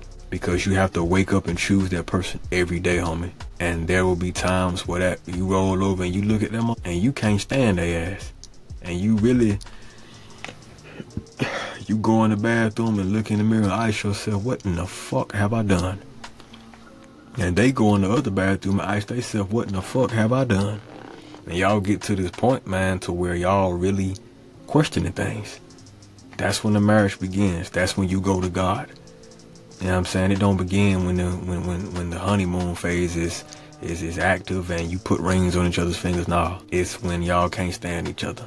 Because that's when the active decision comes in of choosing the other person. The problem is, man, when people get married, They fall in love with that current version of that person. You fall in love with the slim, fit, freaky, adventurous version of that person. And 6, 7, 8, 9, 10 years later, y'all got kids. A lot of that spunk and that spark is gone. They may have gained some weight. That woman who had that tight ass body, she may be a little fat now. Know what I'm saying? And y'all may have had sex 4, 5, 6 times a day. Now y'all barely have sex 2 times a week. You know what I'm saying? It's different, homie. It's different. It takes marriage counseling. It takes therapy. It takes commitment. It takes sacrifice. And baby, until you're in it, your ass just don't know. Your ass just don't know. You know what I'm saying? So all that, I watch my mom and dad, fuck you. Go get married. And see, go get married. And take divorce off the table. And see how real shit get. You know what I'm saying? See how real shit get for you. Like, I don't give a damn if 2 people love each other to pieces. There's gonna come a point to where y'all have a rocky foundation and y'all question shit, man. It's a part of marriage. It's a part of marriage, man. The best marriage is the marriage where the couple has been through hell and back, and they done seen every aspect of each other. Broke, rich, scared, fearless, fucking broken, elated, just all aspects of each other. And y'all still choose to love each other. And seeing how the lawyers wanted to milk the situation for all the money they can get. Lawyers really don't give a fuck, man. They don't. So they make divorce as difficult as possible. They hope it be difficult so they can make all the money off of you and feed off of the fucking anxiety and depression and just pain. It's a very nasty, slow, long, fucked up, expensive process. So for the people that were saying, why you ain't get divorced? Why you just ain't get divorced? Again, you've never been married. So then you've never been divorced. You don't know that a lot of times them lawyers want $4,500 up front, 5 bands up front. And that's just to get started. I don't know about you, but I don't want to spend $5,000 just to break up with a woman. I don't. I'm not. I'll take that shit and go invest it. You feel me? Like, it's cheaper just to separate all of the day. And if you want to get in the comments and say, the Bible says, it ain't nowhere in the Bible for you to shut the fuck up, but I'ma tell you to shut the fuck up and mind your damn business. Because again, if your ass ain't been through it, don't speak on it. I'm not gonna get on this motherfucker dog and talk trash about women giving birth and having babies and all, cause I ain't never gave birth to no baby, homie. I ain't never gave birth to no baby. I ain't never been pregnant. I ain't never had to carry another human in me for 9 months. I ain't never gave birth to a child and looked in the mirror and hated what I saw. That's all shit women go through. Men would never be able to understand that. So truthfully, men shouldn't be speaking on it in a negative light like that. I know that I made mistakes. You know what I'm saying? I shouldn't have went out with the girl. I shouldn't have did this. I shouldn't have did that. But I mean, hell, everybody do that when they fuck up. Woulda, coulda, shoulda. Knowing what I knew back then, I didn't know I was in danger. I didn't. She looked like a regular ass female. And yes, I did go to God. I did pray and I asked God, if this woman is for me, then let me know. If she's not, let me know. And God told me she is for you. What he didn't mention was she for you, but not in the way you think. She is going to be the one to get you all undone. Take you through a traumatic experience, teach you spiritual warfare, break your heart, try to kill your wife, introduce you to hell, and take you through a traumatic, terrifying experience. And after she do all that, I'm going to bring you out. I'm going to bring you out. And after that, you're going to teach the world about spiritual warfare. That's what he didn't tell me. That's also what I didn't ask. So, you know what I'm saying? Thinking back then, man, it happened the way it was supposed to happen, dog. It happened the way it was supposed to happen. Now, with that being the case, I think that I've said all I had to say about that, man. I ain't gonna speak about this shit too much. It's over, it's done. I'm teaching about the experience. I'm on social media and I'm popping my shit. Teaching people about a whole lot, dog. I done helped out a whole lot of people. I got a podcast where I'm allowing people to tell their stories. If you want to hop on, man, leave a comment below. DM me on any of my social media platforms, man, and we can work. We can work. But now that I'm nearing the end of this video, I want to say this. I want to turn this story into a movie. I think that this will make a dope movie. And I think that the world would find this very educational, entertaining, and quite frankly, fucking horrifying. So if you know somebody that would be interested in this story, recommend them. Send them this video. With that being the case, I hope you enjoyed the story. I hope you learned something. And if there are any witches or warlocks or any witchcraft going on in your life, I hope that God sees it and he cuts them cords. And them people that's trying to be wicked to you, they no longer have access to you. I genuinely wish the best on the people that are truly walking in their purpose and serving God. You know what I'm saying? Because I know it's hard.